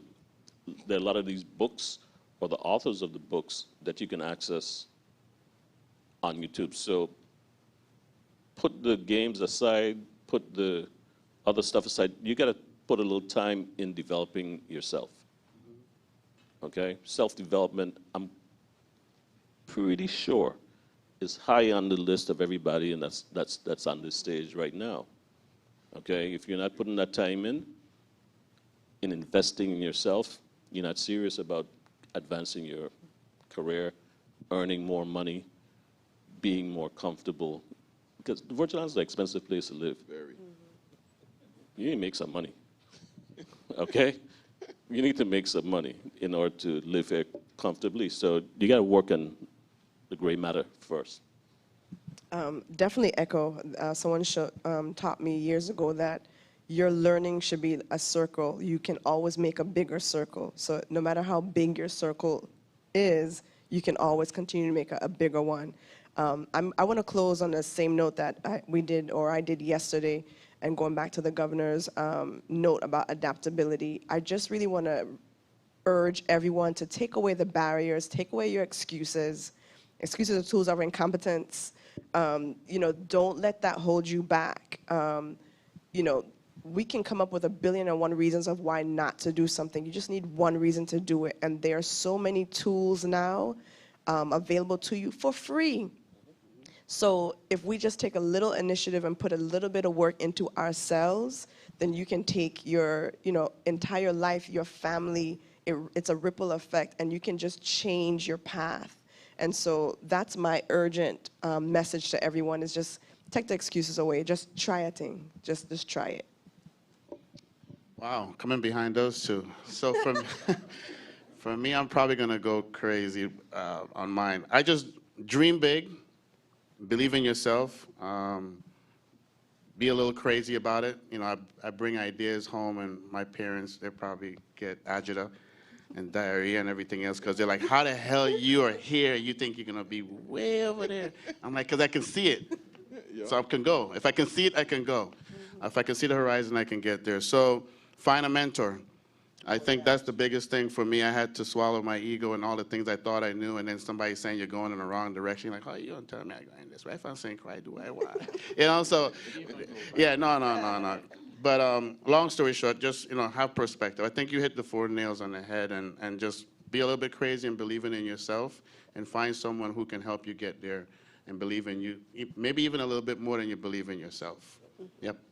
So I always spend my free time learning something new. You mentioned earlier, you call it University of YouTube. I just call it YouTube University. One of the most recent things that I learned at YouTube University is the difference between your circle of influence and your circle of concern. I spend my time working on my circle of influence, all the things that I can control to get me where I need to be. The circle of concerns are the things that I have no control over. I pay no attention to them. I disregard them and stay focused on my trajectory. And as our motto says within TSG, lift as you climb. So in order for me to get to the next level, all the things that I'm doing here, I need somebody to fill that gap. So always look for that person that you can take up the ladder with you. And if you do that all the way throughout, when the tide rise, everybody gonna rise together. Thank you guys very much. Thank you. Thank you. Thank you, Governor. Thank you, Yeah, Governor. I thank you, and I really want to thank the panel. And I said, you know, I do nothing happenstance. Everything is strategic.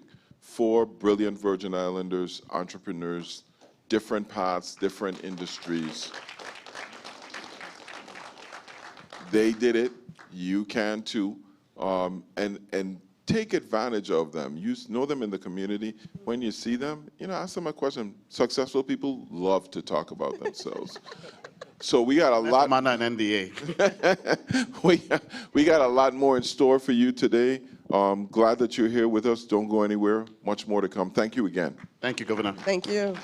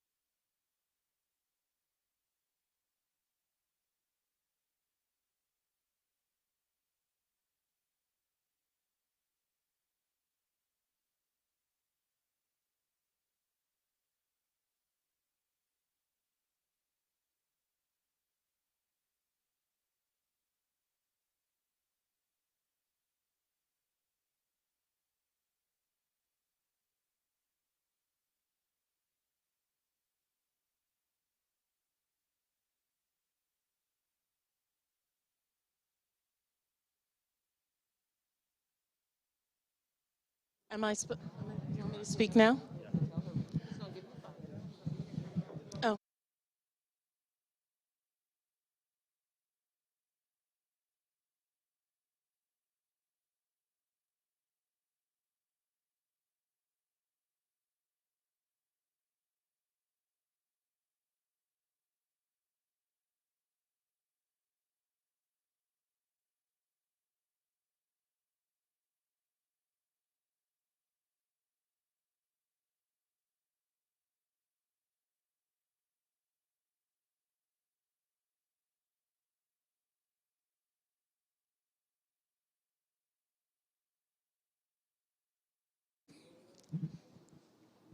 Good morning, everyone.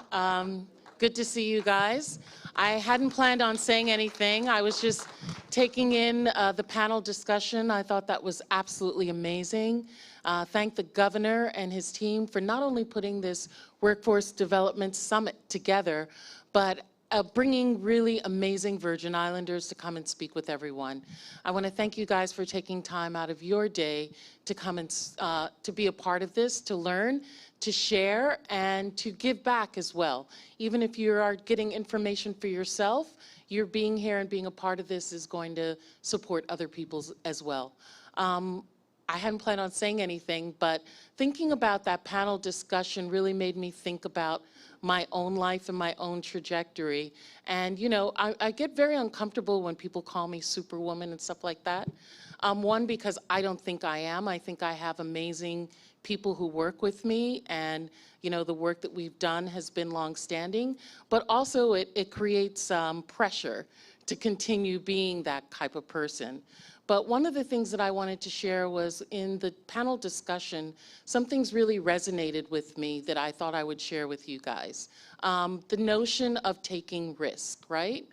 And when I came to Congress, I made a very, very particular decision that in Washington, members of Congress get labeled very quickly. You can be considered a show horse. You can be considered a thoroughbred. You can be considered a workhorse. And you can be considered a jackass. All of those are available to you, and you will get that label very, very quickly. I decided that my office was going to be known as a workhorse office. And I made two very, I think, monumental decisions that have paid off.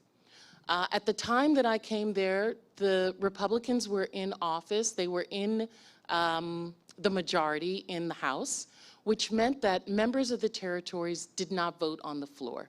We only voted in committee. And so there was absolutely no need for you to come on the floor of Congress unless you were debating. Now, I believe that members from the territory should have the same rights as everybody else. So if I want that privilege, I need to take that responsibility. And my team will let you know that I made it a point, whenever there was a vote, to be on the floor. Because that is where the decisions, the discussions, the negotiations took place. If that vote took place at 2 a.m., I was going to be on the floor, even though I wasn't going to vote. But one of the things that afforded me was the opportunity and the ability to network in a way that members who were worried about their vote could not do. And because I wasn't part of a delegation, you know, New York, it's like 30 of them, California, it's almost 50 members, they all congregate together. I'm kind of like, you know, a free agent. So I am able to move on the floor and talk with different people. I sit with the Black people, I sit with the New York people, I sit with the moderates, I go over to the liberals. Yes, if you could believe it, on the floor, there's even a section with the beautiful people, where the good-looking people seem to congregate all together, and I realize it's where the camera for C-SPAN is pointing directly at. So you go and you check in with them as well. And because of that observation and that discussion, I was able to understand members and to be able to tap into what their needs were and how I could support them. The other decision I made was that I was not going to be in the box of what was a normal member of a territory. Members of the territories, every member of Congress usually sits on 2 committees. And for the members of the territories, all of them have always sat on natural resources. And my position is that if we have one member of our delegation, the territories on natural resources, why are we all on that one committee? It means that there are a slew of other committees that we have no view into. And so I told leadership that I would not sit on the natural resources, that I wanted to sit on other committees. And the committee that I chose was oversight. And at the time, people were like, why are you sitting on oversight? One, it dealt with the post office, which is a major issue here. But 2, since the Republicans were in power in the House and we had a Democratic president, the oversight committee was pounding President Obama at the time. And being on oversight and having been a prosecutor in another life gave me an opportunity to be kind of a voice and kind of the block and tackle for the president, which meant that when I asked for things, they had to give me those things because I was doing the party's dirty work for them. And so I think the things that I got in the panel discussion that I want to share with you all is to step outside of the box, expand your network of people that you wouldn't normally talk to. When I decided that I wanted to try for the Ways and Means Committee, I'm only the 4th Black woman ever to be on the Ways and Means Committee. I'm only the 4th Black woman. There's never been a member of the territory, and actually there was a discussion in the 70s when leadership said they would never put a member of a territories on Ways and Means. It was too powerful, they had too many decisions, and someone from a territory should not be given that kind of privilege. But what helped me was I had to go up against other people who wanted that. But I had a network of grumpy guys from Minnesota and Wisconsin who I used to sit with in the back of the House floor and joke with, who wanted to support me because I was their friend. I had, created all of the New York delegation, having grown up in New York, were there to support me when I needed it. The younger members who, I talked about rap music with, and who was the latest hip hop artist and what was Ghost gonna do on the next episode of Power, were willing to support me.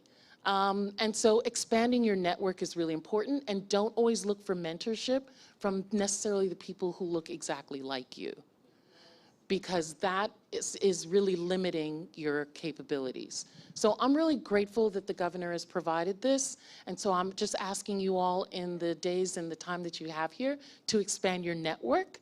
You're sitting next to who you know, maybe sit next to someone that you don't know, or introduce yourself to someone that you don't know or who you look, it seems interesting to you. You never know what's gonna come out of that. Look for a mentor necessarily, not from someone who's in your industry, but someone who has the core competencies that you feel that you need after looking at their resume. And believe that, you know, what you dig in and do now is going to pay off later. So thank you guys so much.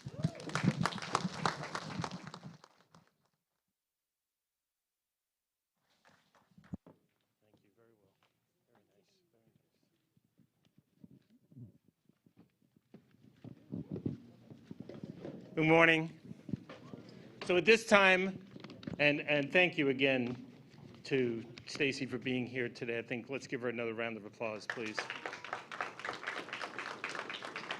So right now, if you look at your agenda, there are options for you to attend several different workshops at this moment. If you look, there's plenty of descriptions inside the agenda here, and they vary in topics of interest depending on where you're from and who you're with. So I'd encourage you to look at those descriptions. If you're unsure about what to do or where to go, feel free to stop one of us who are looking like we know what we're talking about and doing, and we'll be happy to guide you to the room that we think might be best for you. Aisha? Those sessions begin at 11 a.m. I want to remind the participants you can pick up your bags at the front, please, before you leave today. And those first 50 persons, you can pick up your tablets at 3 o'clock this afternoon. Thank you and enjoy the sessions. Thank you.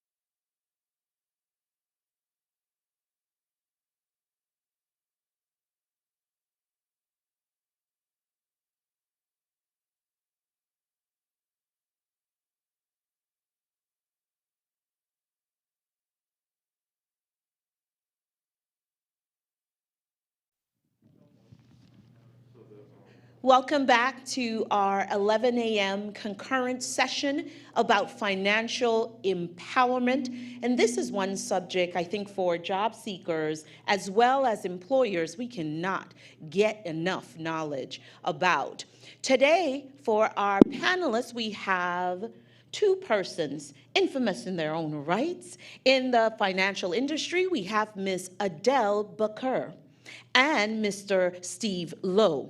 Both panelists will introduce themselves to you and then lead us in rounds of discussions about financial empowerment, again, both for the job seeker and for employers. Enjoy. Thank you so much, Ms. Clendenin. Well, ladies first.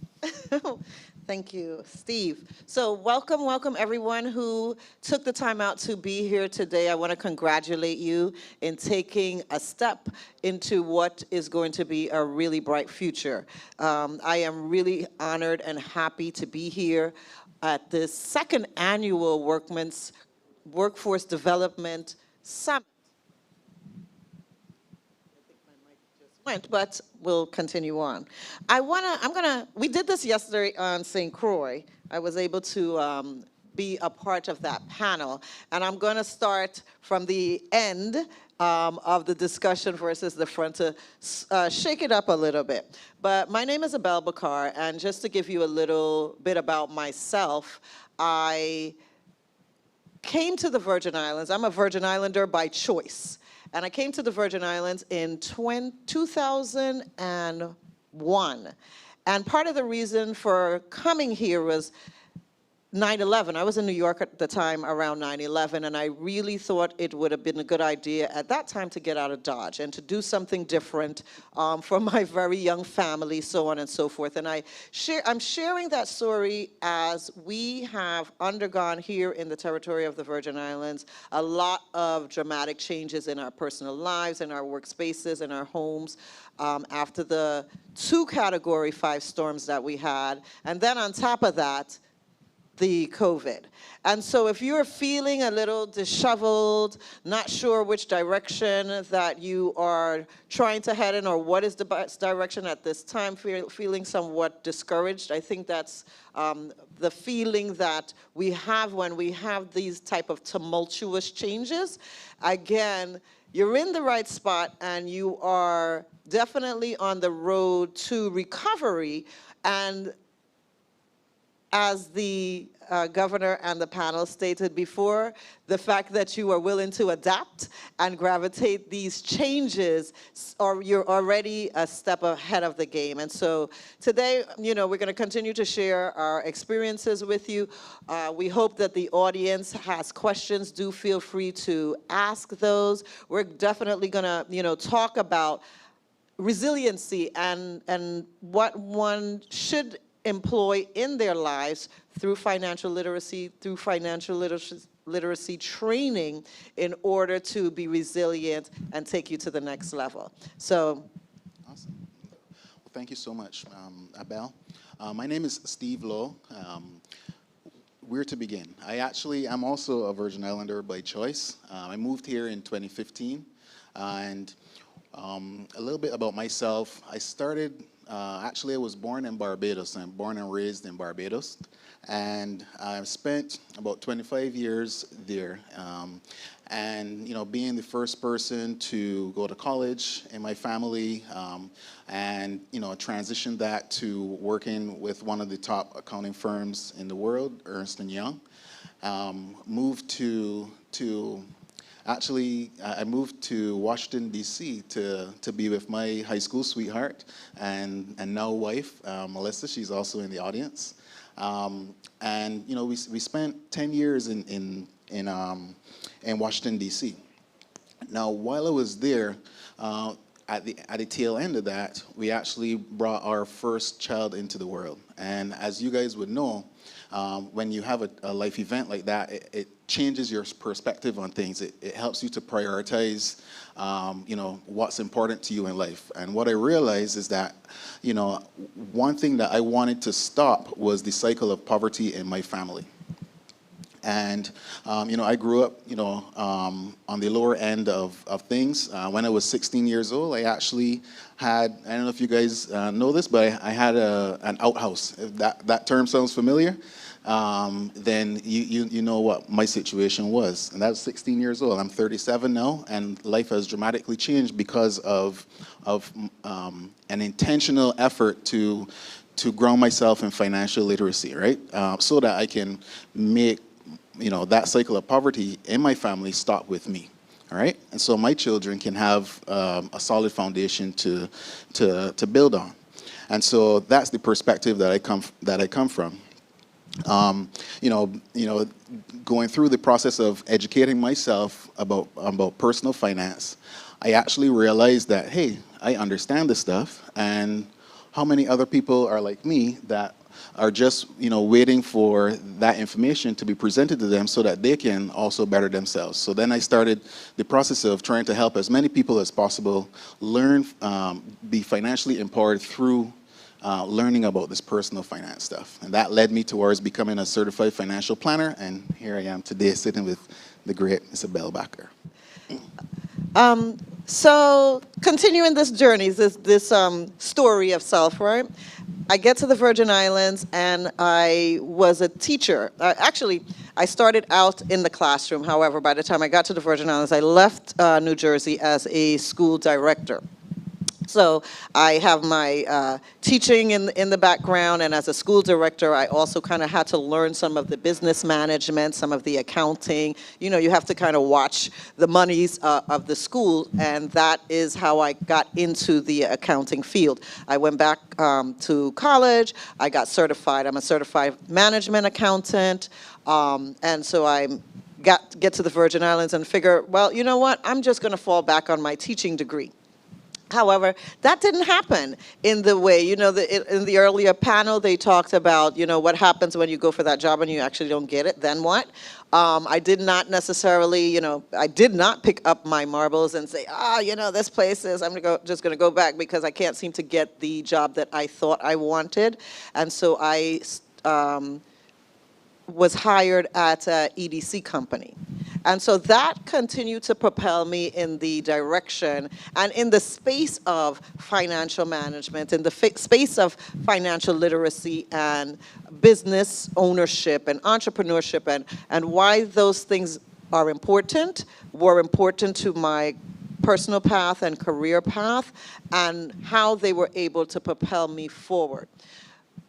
One thing that I have to say is that, granted, all of us are not going to become accountants. All of us are not going to become financial planners.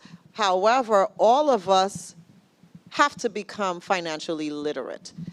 And the reason that this is important is you need to be able to manage your monies in the ever-changing world that we live in today. You need to be conscious of what your expenses are. And you need to be able to fund your dreams. And one of the things that, we talked about yesterday as we spoke about the need to be disciplined in our finances, we also touched on the fact that it's important to dream. Because what is it that motivates you? What is it that's going to motivate you to be disciplined, to set up that savings account, to start looking into your retirement? It is going to be motivated by your dream. And so creating a family and that dream to progress my life and my family life out of maybe the present situation, to create a legacy moving forward, is a great motivation. And for most of us, that is what is going to assist us in our discipline. So that being said, I just want to share with you the importance of self-educating as it relates to your financial life. And then even beyond that, seeking the information or seeking out a financial planner, a financial advisor, or whatever the case may be, a mentor even. So, you know, the mentor can, you know, won't be, you know, your girlfriend who absolutely does not have good habits as it relates to spending. You probably want to mentor with someone that is successful in that area and that can show you what that looks like. And I say all that to say there's so much information that is out there, such as just the space that we're sitting in now, but via the internet. They talked about YouTube University, and even beyond YouTube University, there's also lots of great courses that you can take online.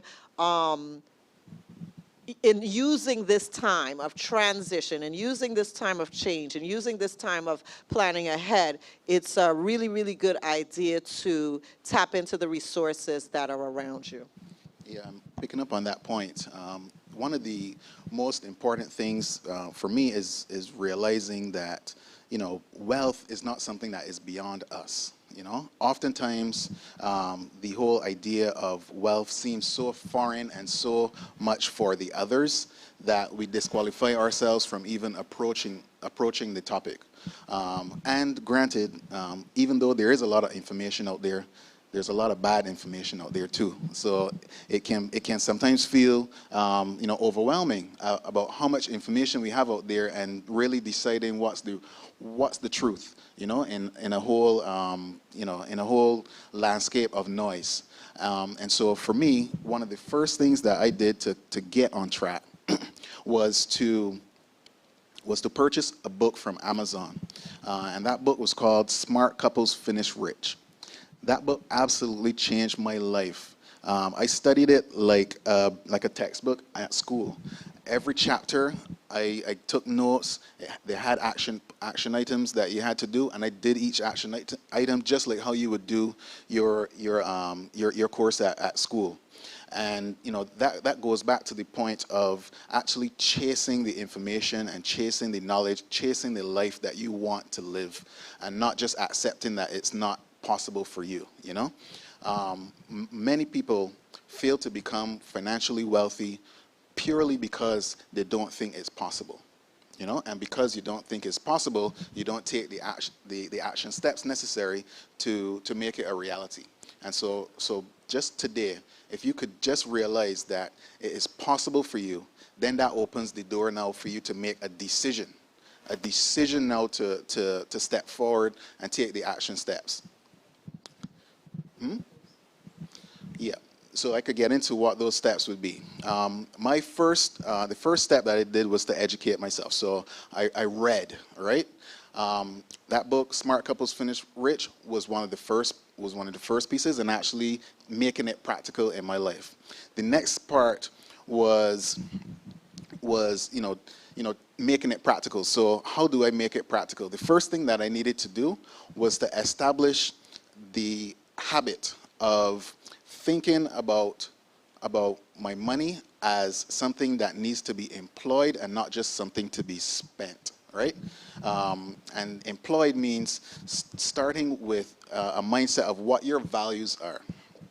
So Abel, you touched on it perfectly just now when you talked about your dreams. Now your dreams can be, you know, you can think of it, you know, very distant, very high in the sky, but your values are the why behind your dream, right? So yes, you want a house, yes, you want, you know, X amount in your bank account, but why is that? No, and my whys, I had to establish what my whys were, and that was my second step after I started to educate myself. Establish my whys. So my whys were family. I wanted to have a family dynamic that was positive, that was wholesome, that supported the confidence of the people in my family. I wanted my family to be nurturing, right? So, and to have choices. So family was big for me. The second thing for me was growth, right? That was one of my next important values. So all of these values actually started to affect how I prioritize my time and how I prioritize my money, right? And it affected the types of dreams and goals that I had. I love that. An excellent point. A couple of things. So I'm going to put my teacher's hat on and speak about like the definition of wealth. When we say that word sometimes, and I've done a couple of, as a consultant, so after I finished with the EDC companies and figured out that wasn't necessarily the space for me anymore, but I had gained a great amount of skill and knowledge in that arena. Here we are having another life change and I'm able to pivot. So I started my own financial management consulting company and as well as a nonprofit organization that teaches financial literacy, wealth building, and that kind of thing, especially for women. So when I first came out, like, yeah, we're going to build this wealth, we're going to build generational wealth, and persons did not necessarily jump on the idea as I thought they would, and it was for just that reason. Many times, number one, that word could be intimidating, and sometimes we don't see ourselves in a wealth space. And so what I want to say is, as far as how Webster defines wealth is really simple, in that it's an accumulation of the things that you desire, or resources, tangible resources. And so your wealth, for some, based on the concept of, what my dream is, or, where I want to go, that wealth is going to look different. And guess what? That's okay. For some people, my wealth is monetary. I'm building these stacks, as they said, I'm filling the bag, and that's really important to me because I need this to get to whatever point, or to, grab whatever it is I want out of life. Another way to look at it, though, as I always say, is resources, the types of resources. Money is a resource, but we talked earlier about networking, human connection, networking. Persons that are valuable to your goal are also, resources that assist in building wealth. And so the term, you need to, in a sense, bring it home and not allow it to intimidate you, because as my co-panelist says, it definitely is available to all of us. However, what we need to do is figure out what that looks like. In consulting, I then went on to creating, because again, easier said than done, right? How do I do that? How do I map my life? And so we created literally a life mapping workbook for our clients, and the basis of it started just there. What is it that I want to have more of in my life? And for some, it was really, I want to have more time on my hands. That's also a wealth tool. Time is the tool of wealth.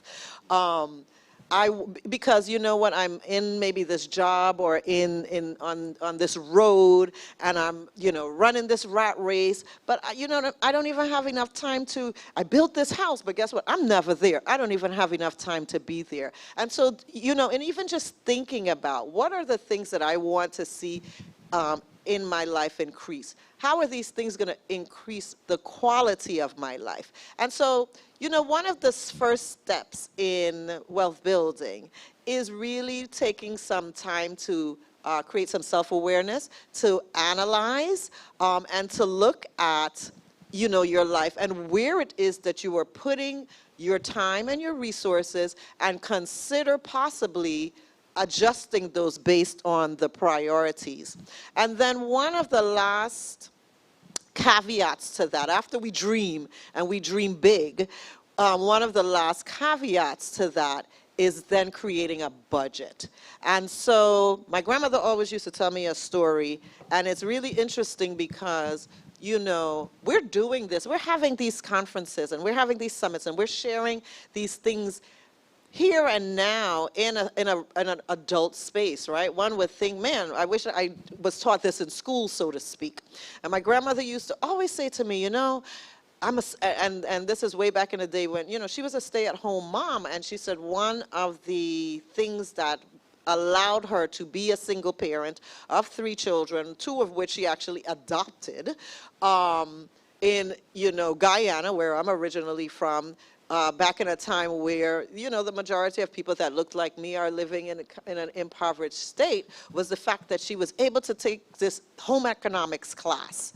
And so the ability to budget just for the home and the practice of that then lent for her to assist her family in bringing themselves up out of poverty, because they understood their financial situation and financial state. So if I had to give you a third step, that would be now sitting down, kind of like pen and paper, and looking at your budget. What, again, the income that's coming in, what income is going out, maybe saying, you know what, I may not need this expense. Think about how much money I need to save in order to fulfill this dream, in order to get further my education, in order to send my children to college, whatever that is. But just taking that time out to really analyze yourself and then the financial state. Awesome. So to pick up from there, there's some practical things that you can do to, once you've established a budget for yourself, how do you start to stack the chips? How do you start to put those savings in place, put those investments in place, manage your credit and things of that nature? And so the first thing that I want to share with you with respect to that is the concept of paying yourself first. The first time I heard this this concept, it was from Robert Kiyosaki's book, Rich Dad, Poor Dad. And in it, he talked about paying yourself first, meaning when you establish, all right, what your income is and you have all your expenses, oftentimes what people do is they pay the mortgage, they pay the rent, they pay WAPA, they buy the groceries, and then if there's something left back, they would save it, right? And oftentimes, nothing is left back, so you don't save. So the concept of paying yourself first actually reverses that script, and that 99% of folks follow, right? Where instead of paying yourself last, like the 99%, your savings, you actually do that first. And how you do that first is through automation, right? Now, each of you that have a bank account in here have the ability to set up automatic transfers. Or each of you who work a 9-to-5 job have the opportunity to go to your payroll clerk or HR person and say send $50 a week or $50 every paycheck out of my paycheck to my savings account. That's a form of automation that allows you to stack up your emergency savings without you having to every time you get a paycheck make a decision to save, because that leads to inconsistency and oftentimes it leads to it not happening, right? But all of a sudden, if every paycheck you have money going to your savings account or your investment account without you having to make a decision about it, those funds start to stack up on autopilot, right? That's one of the biggest and most powerful, most effective ways for you to start saving, whereas others will be stuck in the mud because they always have to make a decision every paycheck. And trust me, there will always be a reason why now is not a good time to save. There will always be a reason. But if it becomes that automated action, then you don't have to think about it, and your discipline becomes kind of you don't have to be the most disciplined person in the world to go to HR and get that set up, right? Absolutely. So I am now in the time of my life that I have budgeted, I've planned, I've launched my business because I've decided that, okay, I don't want to necessarily work for anyone anymore. I'm going to jump out there with all this knowledge, and I'm running these companies. I now have a location both on St. Croix and St. Thomas. I'm doing, great things. I'm big time in it. One of the areas, though, that I was not as diligent as I should have been is exactly in the area that you spoke about, that saving and even taking it further as to investing.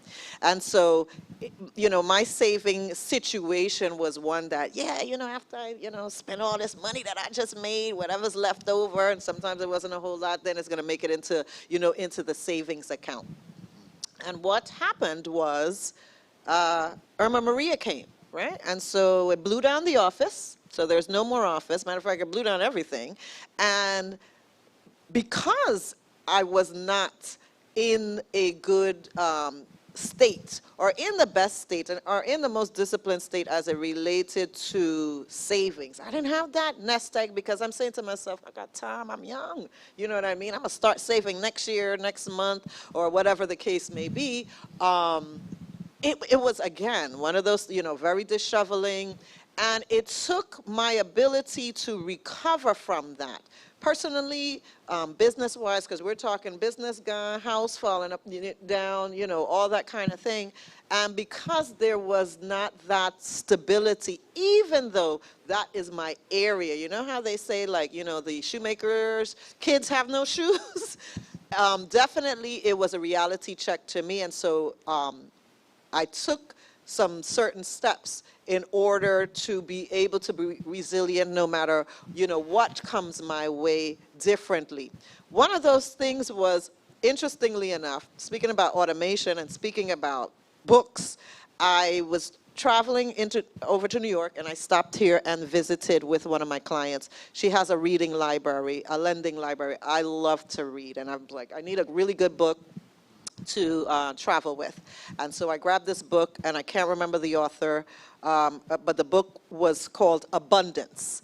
And of course, that topic jumped out to me because I'm like, yes, I need abundance in my life. I don't know what this book is going to be about, but it's going to teach me how to have abundant living. And to a certain extent, I honestly thought it was like something spiritual, because at that time, that was like a buzzword: abundance, abundance, abundance. Kind of like how wealth, wealth, wealth used to be kind of like floating around.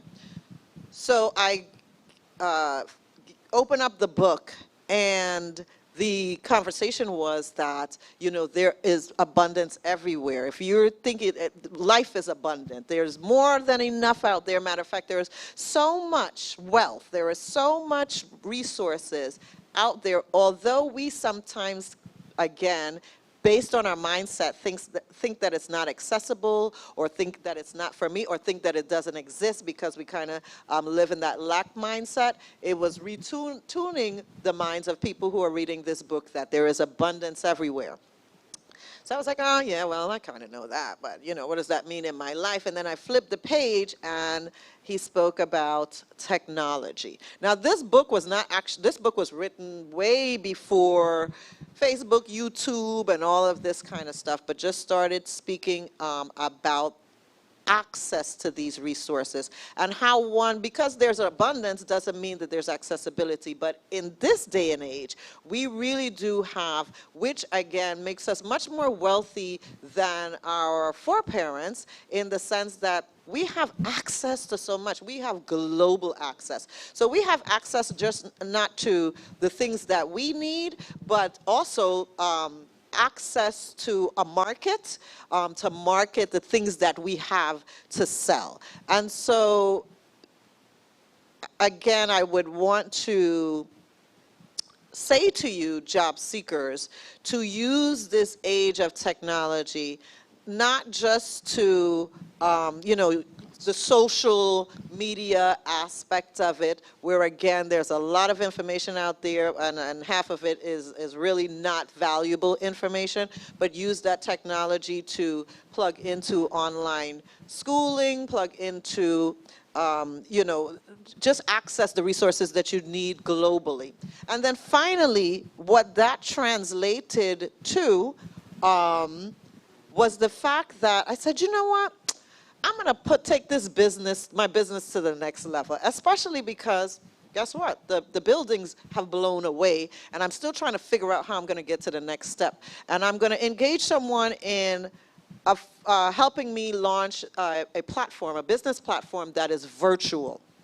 I am not a techie person by any means. This was definitely, again, outside of my comfort zone, but it's something that, number one, I said, I know I need to make this investment, because in case, I said, because them storms ain't gonna catch me again like this, you know. How can I make myself, my business life more resilient? And so we launched this platform in March of, what year are we in, 2021? In March of 2020.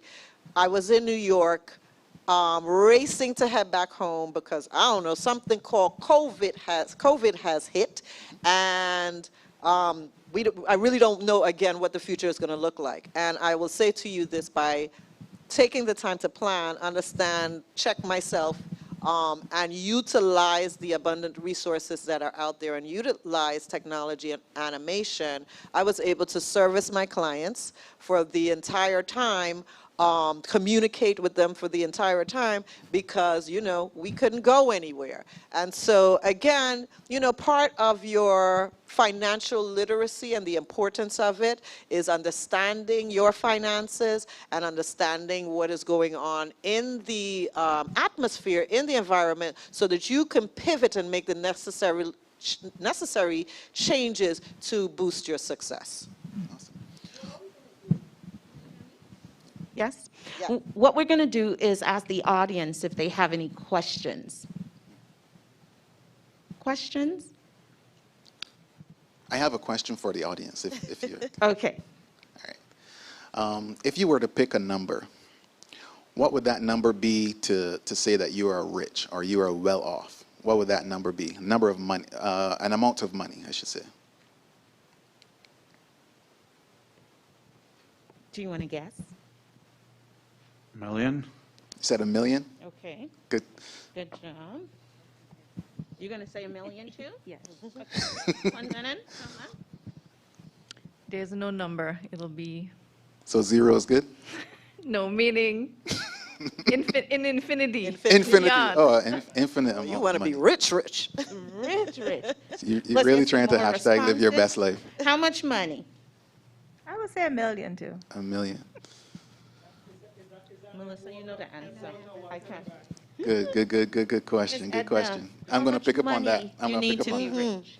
$1 million would suit me very Wait, well. You got an answer for it? Million. What's your number? No number? My answer is it depends. It depends. All right. Well, that's a good answer. A good consultant's answer. All right. Well, here's the thing. The number might be much smaller than what you think.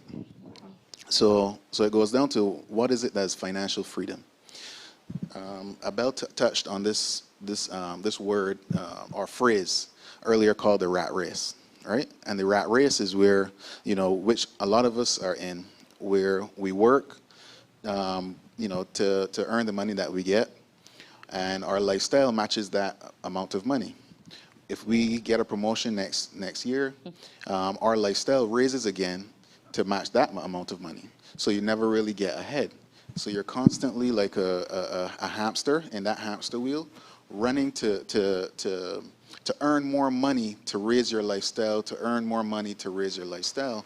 All the while, your time, you never have time to really do the happiness part, right? And you also never get ahead because the income that you're getting is all going towards your lifestyle. And so how can you change that dynamic to be able to actually experience wealth is by generating what's called passive income, which is using your money to actually work for you instead of you're the only person doing the working for your money, right? And so that's one of the things that I really had to get into my head about how to really start to get ahead financially. Is changing my mindset from working for money constantly to using my money to start working for me. So to answer your question about what is that number is really what is your monthly income, right? Well, sorry, what is your monthly expenses, right? Because if it costs you, let's say, $2,000 a month, not in the Virgin Islands. Let's put a Virgin Islands number. Let's say it costs you $5,000 a month to exist in the Virgin Islands. Then you laughing at that too? I need to go higher? All right, so let's say it's $5,000. To become financially free would be to be able to have assets, whether it's real estate, whether it's stocks, whether it's bonds, whether it's loans that you have, you know, in the peer-to-peer lending market or anything like that. Whether it's your business, you know, generating excess profits and paying it to you. Having passive income that is equal to or more than your monthly expenses is all it takes for you to become financially free. It's not $1 million, it's not $2 million, it's not $1 trillion. It's what your monthly expenses are. No, it requires a certain degree of financial intelligence to develop, to acquire, or build assets that can pay you that amount of money every month. And that is what I'm striving for, to become financially free. All right? And if you can tell us, how do you get that Yeah. knowledge? You said if my expenses are 5,000 and I have passive income that pays the 5,000, so my salary's kind of mine. Right. At that point, you can I'm retire wealthy. yourself. Yeah. How do we do that? What is passive income? Great. What if I'm a regular government employee and I don't make enough? I make $30,000 a year. Sounds like you need a side hustle, that legal side hustle that they were talking about. Absolutely. So the side hustle works very well. And no, you don't want to be you don't want 10 side hustles all the time, because you'll basically be sacrificed. You'll be exhausting yourself and not have any time to do anything else. But it is important to increase your income, and also keep your expenses to a level where just because you increase your income doesn't mean that automatically you start spending more. If not, you'll never get ahead. It doesn't even matter if you're working a $30,000 job or if you're working a $100,000 job. If you have that mentality, you'll always be in a state of scarcity. All right? Absolutely. All right, so when you get the side hustle, you don't go to spend it. You go to take that side hustle money and put it towards buying an asset that can start putting money back in your pocket. And how I did it was, as I said, I read Rich Dad Poor Dad, and that had a heavy emphasis on real estate, right? And when I was living in Virginia, I really couldn't see how that could happen for me. It was only until I moved to the Virgin Islands, where it's customary for folks to have, an apartment underneath where you could have some income coming in. Now there's Airbnb where that has exploded even further. So that actually planted a seed in me to start trying to own real estate, right? And I know you mentioned, a person that has a low income, how do you start that process? The key is to start, right? Let's say if we're running a relay, even Usain Bolt doesn't run the whole relay, right? He runs his portion and then he hands it off to the next generation, right? So your job could be to set up your next generation to be the landowners in the Virgin Islands.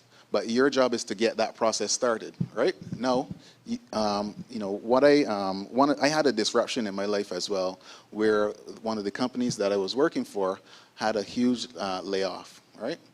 And I could see it and sense it coming. And I realized that even though I was doing positive things with my finances, maxing out my 401k, like contributing to my investments and doing all of this stuff, contributing to my kids' college savings, I was doing everything that I could do. But I was still as scared as the next person who was traveling to Yoast every weekend and having a blast, right? Why was that? Because all of my income, all of my livelihood, everything that my family was depending on was based on that one single income, right? I needed to change that dynamic. And the only way I could do it, I didn't have a business idea. I wasn't really smart with coming up with business ideas and stuff like that. That's not my thing, but I do understand real estate because there's a few moving parts. And that's what I keyed in on.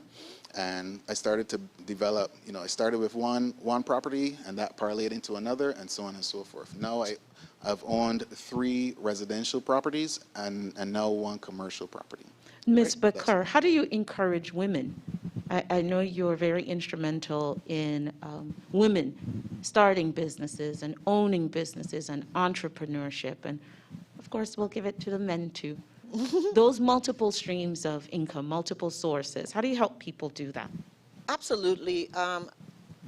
It's important in the world that we live in, and we talk about the fact that the cost of living here specifically in the Virgin Islands is pretty high in comparison to other places. But most of us want to be here, right? And so in making that choice, definitely looking at the multiple sources of income. Again, yesterday I sat with the bankers and my partner who is a real estate investor. And again, sometimes that conversation is very specific to our skill sets. So I don't encourage anyone to do what I do. I definitely like to share my story. However, you have to figure out, number one, again, what it is that you want out of life. And then, you know, what it is that you want to leave behind, because we also do legacy planning. And that's really, really important for my women and for families in general. And then, as stated, charting those goals, and at the end of the day, it's all about the money management, which is what you spoke so eloquently about. It's not about the amount, and it's the same thing, you know, with the concept of wealth. It's not about the amount of money that I may have in the bank at the time. It's not even the amount of money that I'm making, but it is the way in which I am managing that money, prioritizing my goals, and, you know, saving for the rainy day, saving for the future, investing into the future. I want to leave us with this last concept, as we are here talking about job seeking.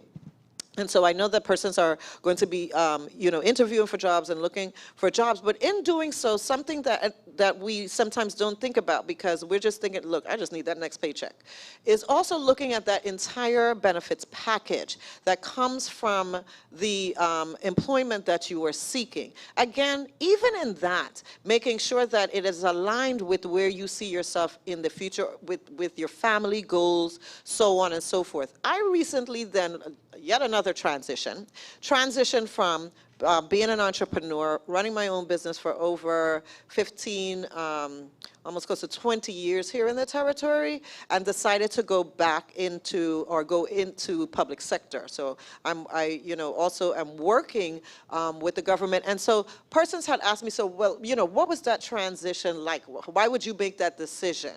Who leaves private sector to, you know, go back to work? Who leaves not working for yourself to go back to work? And I said, well, you know what? In this time in my life, this was ideal. And what the package that they had to offer me was also ideal and fitting. And what was the major caveat, and something that I definitely want you job seekers to consider, is the benefits that you can get that from employment that will also assist in you building your wealth. For me, the benefit was the educational benefits. In this position, I'm learning new things, I am learning new skills, I have a place that I can even go to get certified in my area. And so guess what? When this time is over and I pivot again onto something else, this job was just not a paycheck that I probably, you know, have spent all and won't see again, but I have something that I can take with me into the next phase of my life. And so that's just something that I wanted to share, as far as, again, with your wealth building and securing your family, that don't just look at the paycheck, but look at the whole package when seeking employment. How important is credit and credit scores? Talk a little bit about that. So if cash is king, then credit is the emperor in American society, right?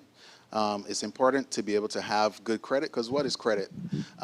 Credit is really corporate America looking at your trustworthiness, right? And are you, do I trust you to meet your obligations in the future? And if that trust is high, it can give you tremendous leverage to be able to acquire assets, even if you don't have the funds in your pocket. That's how I was able to acquire, you know, the real estate and things of that nature. All right, so how do you actually go about, you know, if you had bad credit, like a lot of us who came out of college and had problems with credit, you know, first I was in that situation. Where as a family, we had to deal with repairing our credit. We had, you know, credit score, you know, in 2005 of 550 or something like that, really poor, right? And I had a long-term mindset where I said, I know it's going to take me at least 7 years to get this in the right shape. So your credit score can go from low numbers like what I shared up to 850. And if you're in the 850, you're in that excellent. Anything 740 and above is excellent. And so how do you do that? The first thing you do is to pay all your bills on time every time. That's job number one. Once you establish a 7-year record of paying your bills on time every time, that's a huge, huge, huge factor in determining your credit, your credit score. The next aspect of it is being able to understand what good credit is and what bad credit is. That's something that we never get educated about. There's good debt and bad debt, despite what your religious leaders might tell you in terms of all debt is bad. That's not the case. What is good debt? Good debt that allows you to purchase an asset that puts money in your pocket, right? So the differentiation between good debt and bad debt is the direction in which the money is flowing in or out of your pocket. So bad debt would be debt that you incur that only causes money to flow out of your pocket. Using the credit card to go on the girls' trip, using the credit card to buy groceries, et cetera, et cetera. You see what I'm saying? Whereas good credit would be, getting a loan to, to buy a piece of real estate that brings rent in on a monthly basis, right? Getting a student loan that allows you to get some education that allows you to earn a 6-figure salary over the course of time, right? That's the differentiation between good debt and bad debt. So go after good debt and avoid bad debt. Like it's a bat out of hell, because it usually is financially. One last thing too, as far as encouraging people and bringing me back to the thought about some of the conversations that I do have with my women business owners and how they became women business owners is, I'll say this: monetize your habits, right? Monetize your hobbies even. Many of us enjoy cooking, or enjoy braiding hair, enjoy creating clothes, designers. There are so many gifts, skills, and talents, and sometimes, you have to get into this particular job that may not necessarily be your passion, but at the end of the day, this job is paying the bills. But you do have a passion, and you do have a talent, and you do have a skill. And when we're talking about that side hustle and how beneficial that can be to your life, I always give the advice to look at monetizing your hobbies. You're doing it anyway. You're cooking for your girlfriends anyway. You're throwing those Friday night parties anyway. You know what I'm saying? Or whatever the case may do. You're doing the neighbor children hair anyway. Think about that from a business point of view and try to monetize some of the things that you're already doing for fun. Because if you're enjoying what you're doing, that's also a great pathway to building wealth, because you're going to get into it and you're going to do great at it.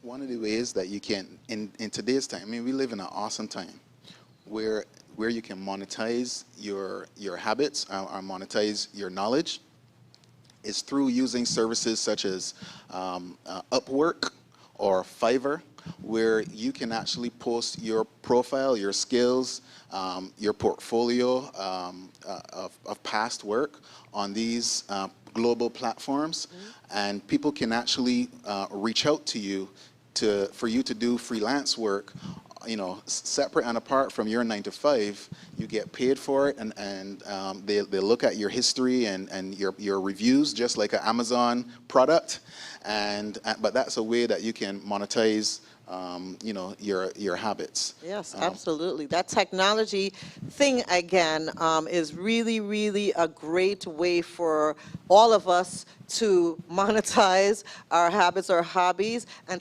to take it even to a global platform, because sometimes we think, well, St. Croix smaller, St. Thomas smaller, and it's only but so many people, but the world is big, and there is definitely access and to abundance. So in our last 2 minutes here, and we'll ask the audience if they have any questions, let's switch for a moment to employers. What do you think are employers' responsibility to their employees about financial empowerment, training, and literacy? Thank you for that. Really important as we are building our economic journey together. That's how I want to say, because we're in this together as employees.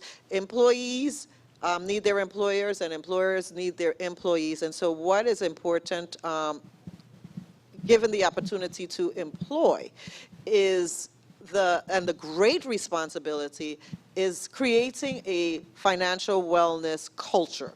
In your employment space, hopefully this employment space is one that is financially sound, and teaching the importance, creating those opportunities for your employees to also be financially literate. And so we really need to start looking at this, this financial literacy and all these terms that we talked about, not just as a thing, as an outside entity, but more so as a lifestyle. So in your business, it is important because it is extremely valuable, ending on this note in the sense that there is nothing more stressful than a negative financial state. It is extremely stressful. It is stressful on the employee if their financial situation is not tight. And so it behooves the employer, right, to assist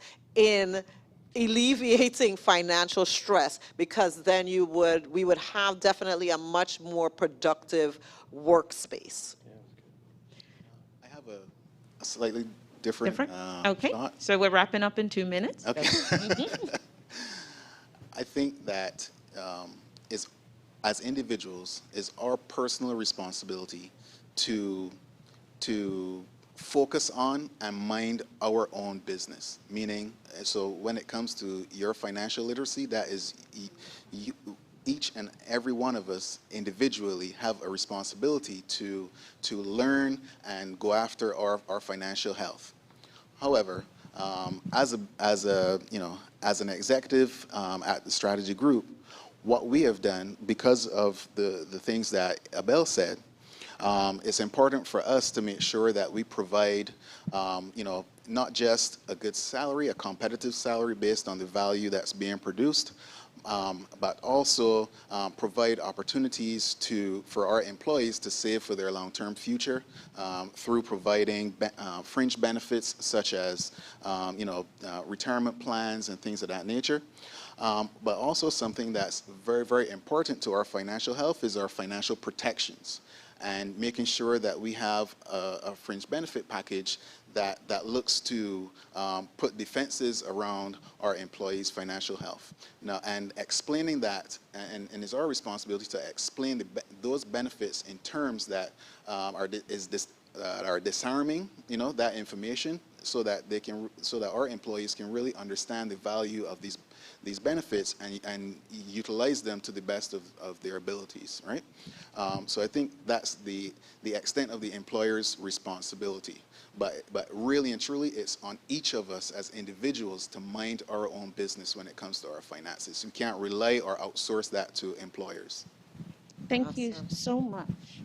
I wanted to just leave talking about the social media and all of that. So this just happened to pop up on my timeline because, Facebook knows that I'm here doing this. And I wanted to just share this with you, that the biggest sources of motivation are your own thoughts. So think big and motivate yourself to win. Thank you for being here. Let's give Ms. Bakar and Mr. Lowe a round of applause. Thank you so much.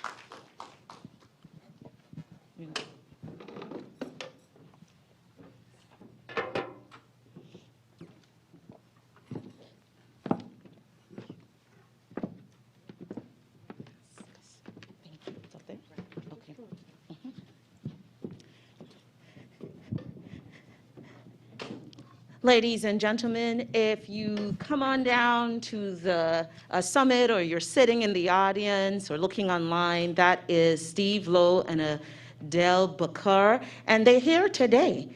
So pick their brains. Absolutely. This is all about networking, getting to know people that you don't know right now. And right now, it's actually a lunch break. Very important time. Yes, it is. So right now in Theater 6, Lunch is there for those in person, for those at home. Obviously, take your own lunch break. We'll restart again with our keynote speaker right here in Theater 1. Correct, at 12:45. At 12:45, Mr. Ron Painter, the CEO of the National Association of Workforce Boards. Don't miss it and come right back. Thank you. We'll see you then.